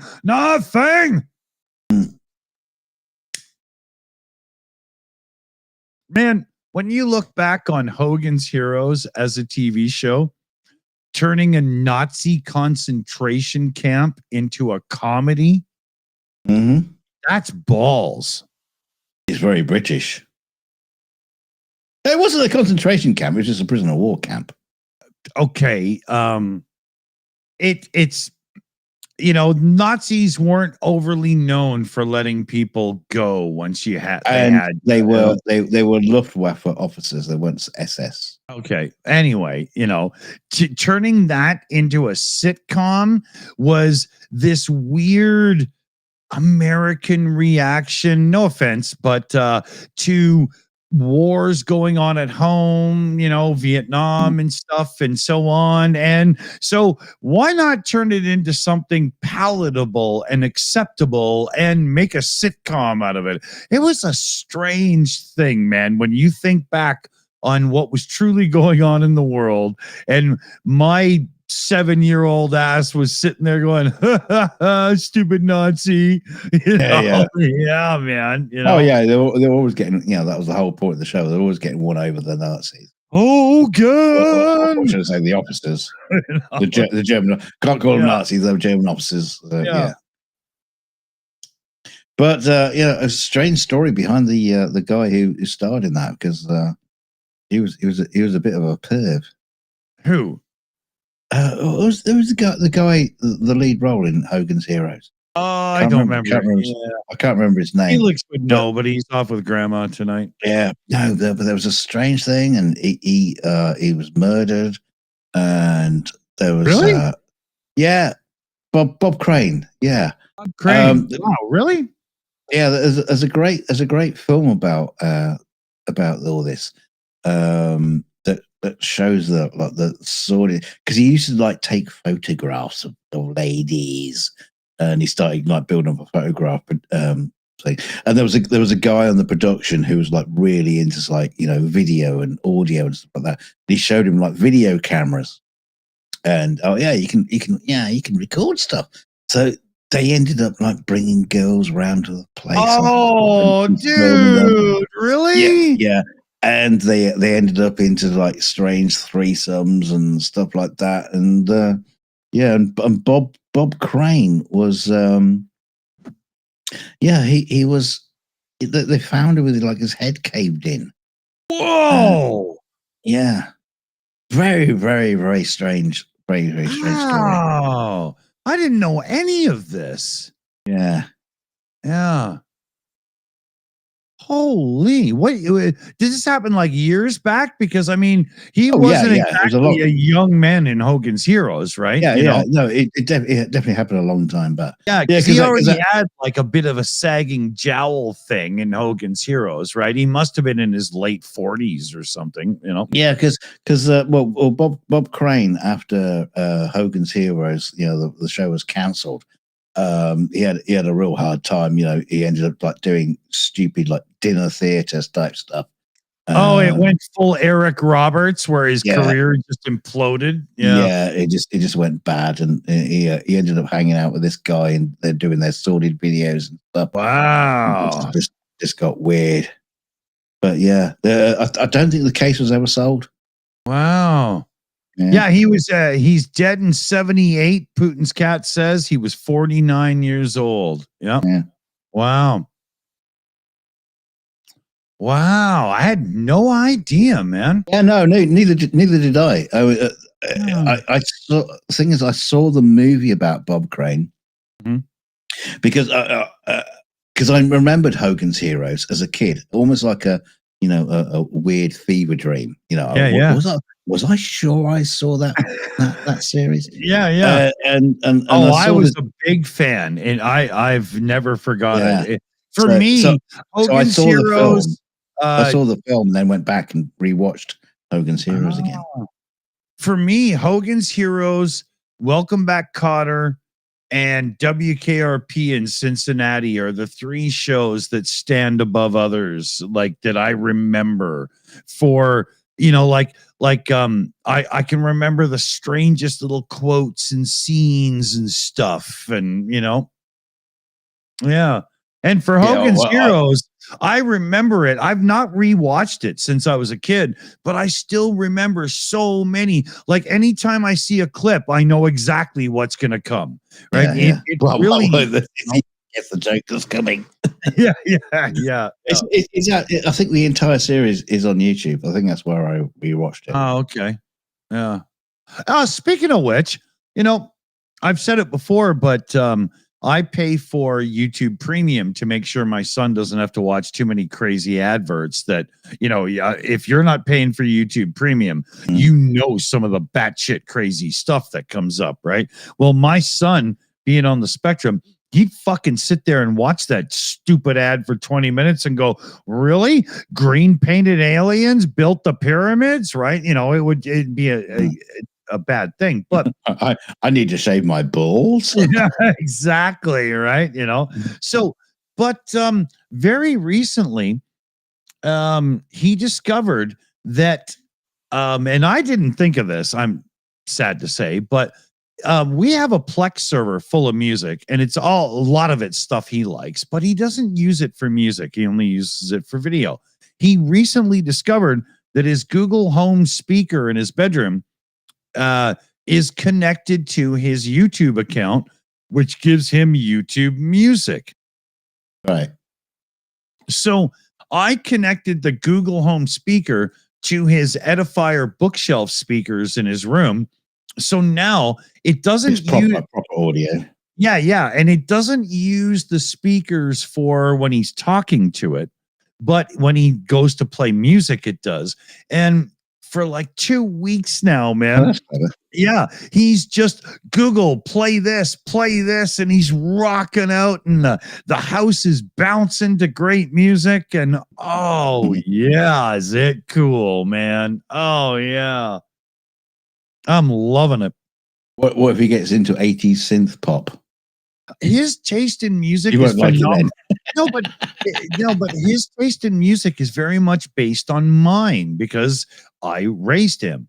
And so he puts on like Deep Purple, and then he puts on the Beatles, and then he puts on Elvis Presley, and then he puts on Guns N' Roses, and it just goes on and on. He puts on like Pat Metheny and Pat Travers and Pat Benatar.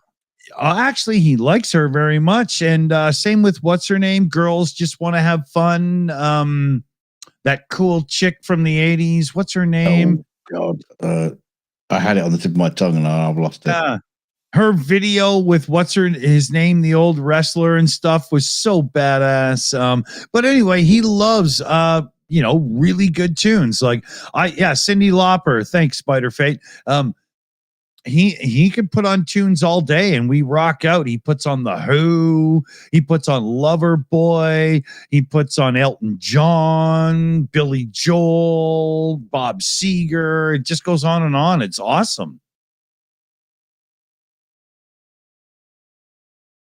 Yeah. Makes life good. Thank God I'm in there. Right? Thank God my influence accounted for something, Yeah, time after time work, man. Her blitz in the 80s for a couple albums there. Wow, Cyndi Lauper was awesome. I'm a big fan. Still love her. Awesome. Very cool.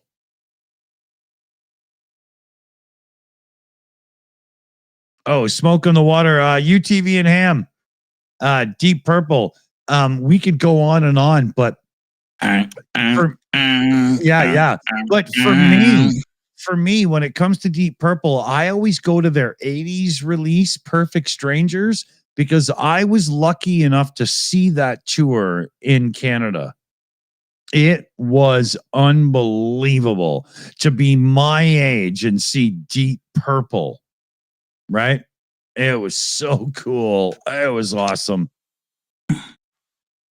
Ian Gillan live as a singer, and what's his name there? Richie Blackmore, the guitar player.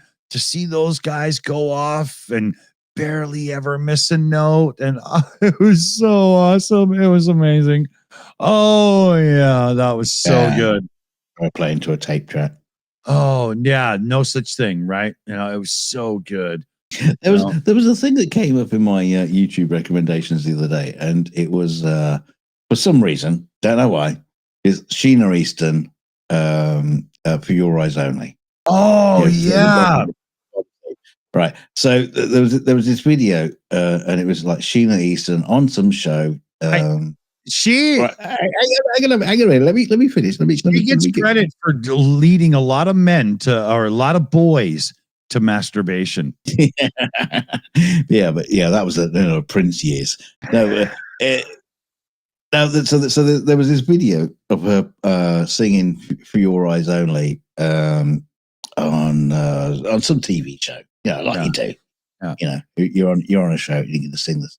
Yeah. So and in the comments there was like, oh, such a great live set, and I was thinking, are you fucking listening to this?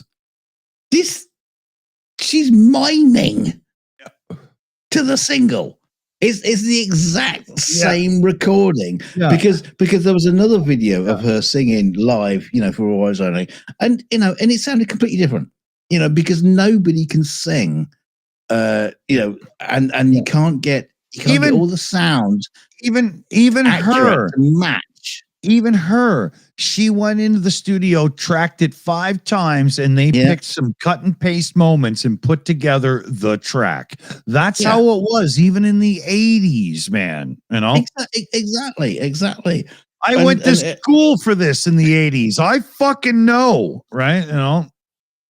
Because like I say, you watch another video, because once you click that first video, there you go. Oh, you want to know about Sheena Easton, do you? And For Your Eyes Only. So there was another one, with her singing it live, and she was singing it live because you could tell she was singing it live. But the fact is, in the comments of that first video, was someone saying, "Oh, such a great live set." No, I know. She was standing there. I know. There used to be this thing that happened in the late 70s and in through the 80s when until we get into like the mid 80s when we had more tracks per reel. I'm not going to get into the technicalities of it, but you only have so many tracks to overdub on. So right. So what happens is if the singers use track 1, but then it was cut, and then you went to 2 and 3 for the next lines, you'll go back to 4, but you may not like 4. You'll punch it in. But anyway, the bottom line here, what I'm trying to get to is, in the late 70s and into the 80s, you could always tell when the singer had been edited that way, because you would never, ever hear them breathe during the song. But if a song was sung from beginning to end, unless they go through, and this was in the analog days, not digital, so it wasn't easy. If you're going to mute all the breath out on purpose, that was a big fucking deal to do. So if you hear the person breathe during singing, it's probably much more honestly a live performance. And that was a golden rule, right? Yeah. Well, that's how I do my pervy phone calls to people. Well, it's based on the breathing. So if you hear conversation, then what are you wearing? Yeah. It was the same thing too, where if you hear a guitar player touching their guitar the odd bit in the background while they're like trying to be quiet and setting up for the next chord the way Eddie Van Halen always did and stuff. You could pretty much hear it was a live recording. But when all that stuff was muted out and whatnot, you could tell it was tracked. You could just tell, man, you know. Yeah. Nothing against that, but no, you're recording an album, you know, just do it. You know, exactly. But what happened because of that is you had bands that came through that could track a song well, but they couldn't play it live worth a shit. Yeah. That's when it fell apart. And that's when the world revolted and went to the grunge scene because it was honest recordings. Yeah, because it was so bad. It didn't matter if they missed a note or whatever, because it didn't matter. Well, they only played 5 notes. How are you gonna miss one? You know. But yeah, because you also had that period as well, you know, where you know, people revolted and saying, look, you know, you want us to mime to our track, and man, and there's shitloads of examples of that. The classic Iron Maiden one from Germany. I love that. Well, there's ones where, you know, someone's singing and they're eating a banana while they're singing it, or someone just brings out a plastic saxophone and plays it. The boys in Iron Maiden on a German show started trading guitars and instruments and jumping behind the drums and stuff. There's loads of examples of just people like fucking around. Totally. Because they're miming. Well, they're furious because they know they're good enough to do it, right? Well, that's the thing. There were a lot of people that were able to do it. There is a clip. It's from British television, I'm pretty sure. And it's from the early 70s, mid 70s. And it's Deep Purple performing live, doing Sweet Child in Time. And it is otherworldly. If you want to hear what a band could really do in the early days of metal and stuff and whatnot, listen to Deep Purple do Sweet Child in Time live. It'll take you to a new plane of existence. It's so good. It is so good. It's so good. Oh wow, it's so good. Yeah, I do like some of my favorite stuff is band live recordings. I mean, one of my favorites is the My Chemical Romance at the iTunes Festival. Oh yeah, only for the main reason because my daughter was right at the front. Yeah. Another one. If you want to hear some really good rock and roll done by 3 folk only, watch the Canadian band Triumph, and I believe it's the Yes Festival. It's the one that was sponsored in part by Steve Wozniak from Apple Computers. No, it's it's the Us Festival. Is that what it is? It's one of the two. But oh my God, is it a performance from hell? It's literally one of the greatest performances of live on stage rock and roll you can ever see. I remember the days we used to have like a market store, and they would sell bootleg tapes of recordings of live performances bands. And you buy this shitty. Is it Memory or is it Memorex? I don't know. It was shitty I recording. love that. Yeah. You used to buy, like, you know, just no covers. No, it was just like written in Sharpie on the side of the cassette. You know, U2 or Simple Minds or wherever it is. They were the ones. They were the ones I was buying. But it's like I remember being like 12 years old. And we moved. No, wait a minute. I was 11, and we moved to a new house. And there was this massive basement downstairs, and there was this huge room. It was big enough to have a jam space and your bedroom.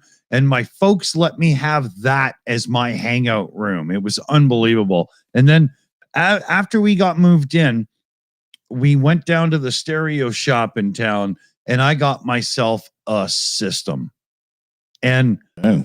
oh, wow, was life on at that point. You know, it was a real, proper hi-fi in the early 80s early 80s when that stuff was dying off and everybody was just getting little portable ghetto blasters or whatever you call them now, right? Yeah. It was the last day of it was great. I miss all that shit. Yeah, me too. I still rebel. I have an Onkyo receiver and separate components and all that. I can't do it. I'm not gonna get a sound bar. Sorry if you've got one. I don't mean to do that, but it's not my thing. I just got a vast iTunes library now. That's about all I got now. I've got a bunch of CDs and stuff. I got nothing to fucking play them on. Oh, we don't even bother with the physical media anymore, except when my son loves it, right? Like Teresa Anspa, that's in our live chats for Ukraine Update a lot. She sent Felix a couple of VHS copies of videos he loves, and they're up on his collectible shelving unit thing. I got to buy him a new one, actually. I gotta bring up this comment in the chat from PJ. He says, I remember people knocking on your door with dodgy VHS pirates of movies. People knocking on your door? Wow, really? I'd like to talk to you about Jesus, but first, here, buy some more videos. Oh, wow. Interesting. Yeah, I never saw that. Yeah. Yeah, I remember when I was getting my stereo system at the end there, my dad was like, you got to make sure you get a good tape deck to dub things from your friends, Yeah. Yeah. Hard to get these days. Yeah. But in the 70s, when I was a kid, we had like Telefunken stuff. And, my father was really into spending some money so that music sounded good. It's a real shame because all that shit got real good. Yeah, man. It got real good. And then it's just like poof. And now we have mono Bluetooth speakers worth $200 and everybody eats them up. Every time I see one of those, I go, "Oh, great!" I'm not going to ask you to play Van Halen because it'll sound. It's like that video from that guy from NASA saying, we lost the technology to go to the moon." It's the same fucking thing. And then you have all the flat earthers saying, "Oh, there you go. You see, we can't go to the moon." No, are you saying the same thing happens with music now? Yeah.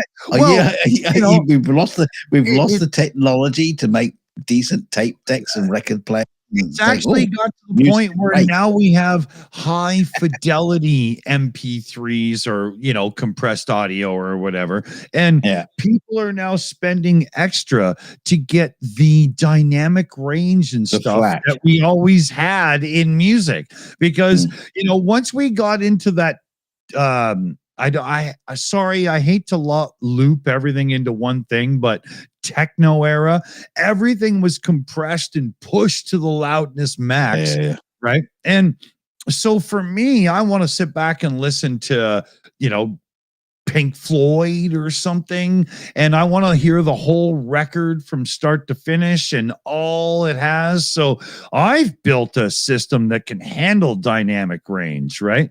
But for the average person that just listens to the top 40 on Spotify, that stupid Bluetooth speaker is really all you need because it sucks too. Yeah, just go and sit and listen to it in the car. Yeah, exactly. Right. It's yeah. I mean, I have contemplated taking the life of the inventor of autotune. Now, I'm not going to do it, but I have contemplated it. Mm-hmm. I hate that stuff. Especially there's uses for it.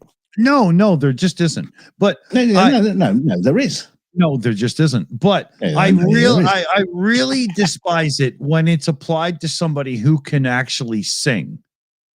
That's when it yeah. When they use it as an effect Yes, that's what I was saying. There are uses for it as an effect. There's uses for toilet paper, but once consumed, it's not for other public consumption, right? You know, like you can still blow your nose on it. You just got shit on your nose. Who's shit? Who knows? DNA test.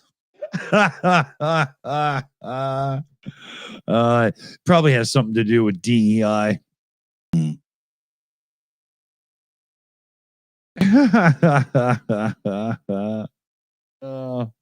So let's see here.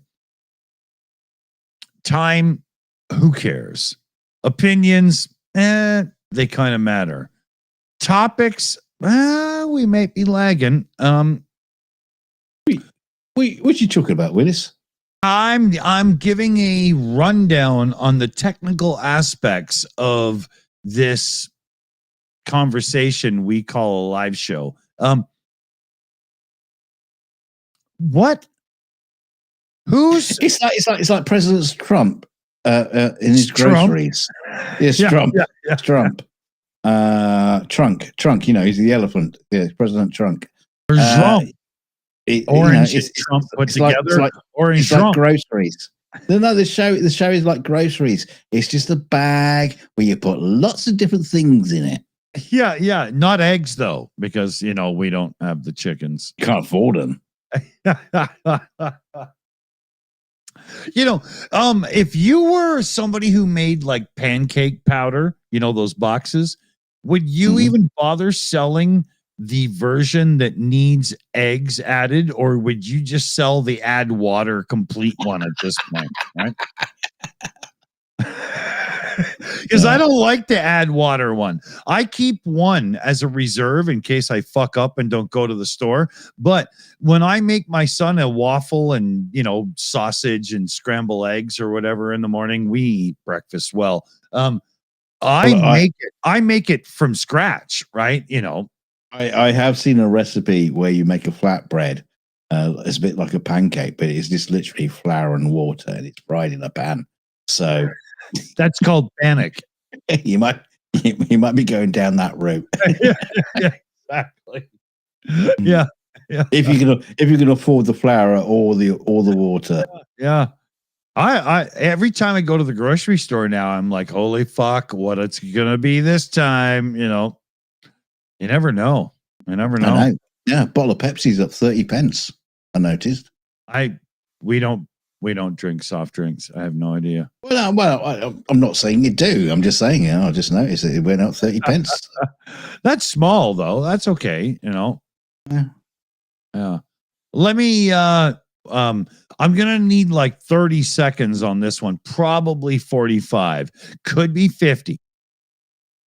Oh. Well, that's a bit shit, isn't it? Yeah.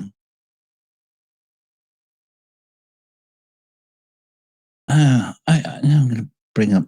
I had a thing. No, that's not it. I'm trying to find. I got a sticky note with some notes in it. Yeah, Trump was talking about water pressure. No, I need you guys to help me out on this one. So I made a note, and it says water pressure. 12-year-old. I have no idea what the story was. there was something to do with about, you know, Trump going on about water pressure, and there was something to do with a 12-year-old. I don't know what the story was. Why didn't I make more notes on that one? I have no idea what that was about.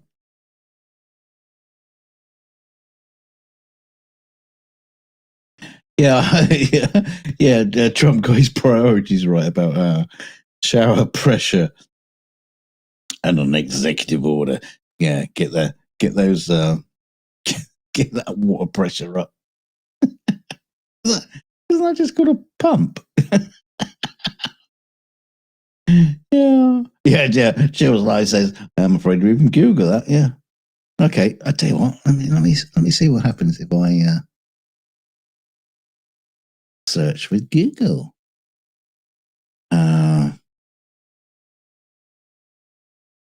No, that doesn't help. Why do you always stop talking when I put my headphones on? Isn't that? I didn't stop talking. I've been talking about a stupid story that I can't even figure out what I was talking about. Yeah. Well, you can keep it current by saying, and in the end, Trump was an asshole. About right. No.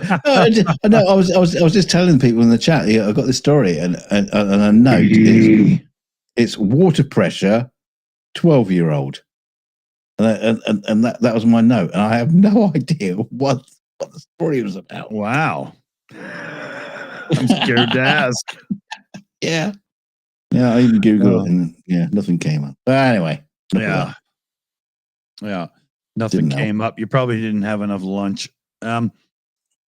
So we're past 2 hours. It doesn't really matter, but there are some folks in our mod circle and whatnot that we might get together and have a little chat with after. So PJ's probably running for covers right now. I've been awake long enough. I don't want to talk to you. I thought PJ was running for president. Hey, if Boris Johnson can get elected in your country, PJ CNET should be running the whole show. Vote PJ. Yeah, I would. Yeah. Everybody, vote PJ CNET in the next British election, because animals will be treated fairly and those with hate in their heart will be treated justly. Vote PJ. What was that stupid piss drinking flat earther? He was talking about. He wanted everyone to choose him to run the country. It's like, how does that work? You're not on a ballot paper. Yeah. he just, God, what's his fucking name again? I can't remember the name now. But that was a weird thing. He was like putting out there that he's going to run the country with his 12 subscribers. Yeah. He must have got a sponsorship agreement from Biscuit. It's like, how are you going to get the word out to the general population of the UK? Yeah, exactly. Just choose me to run the country for you. Don't vote. Choose me.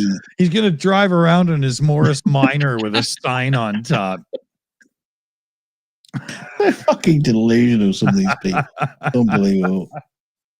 Dave Murphy. Yeah, that was it. Dave Murphy. Yeah, that piss drinking piece of trash. No. It's not enough that he advocated for mud flood and flat earth and all that stuff. But drink your own urine and you can pay me to learn how to do it. But he has brought us a lot of joy in the past few years. No, he brought others joy at watching us react in disgust to his fucking videos. I don't think I ever got joy from it, Wow, he brought joy to the children. He gave them his piss ice lollies too. So joy to the world and all the golden showers. Joy to my piss in a big cool cup. Yeah, frozen golden showers. Joy because my wife thinks I'm a cuck. Oh, come on, he's not married.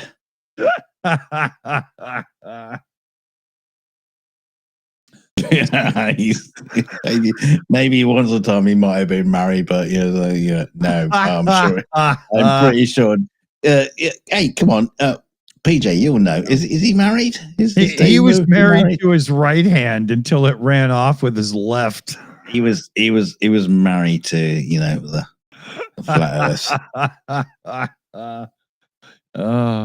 It's the kind of guy that would go home from the bar with his own bedpost. Strange guy. So, consumer advice. Consumer advice, yes.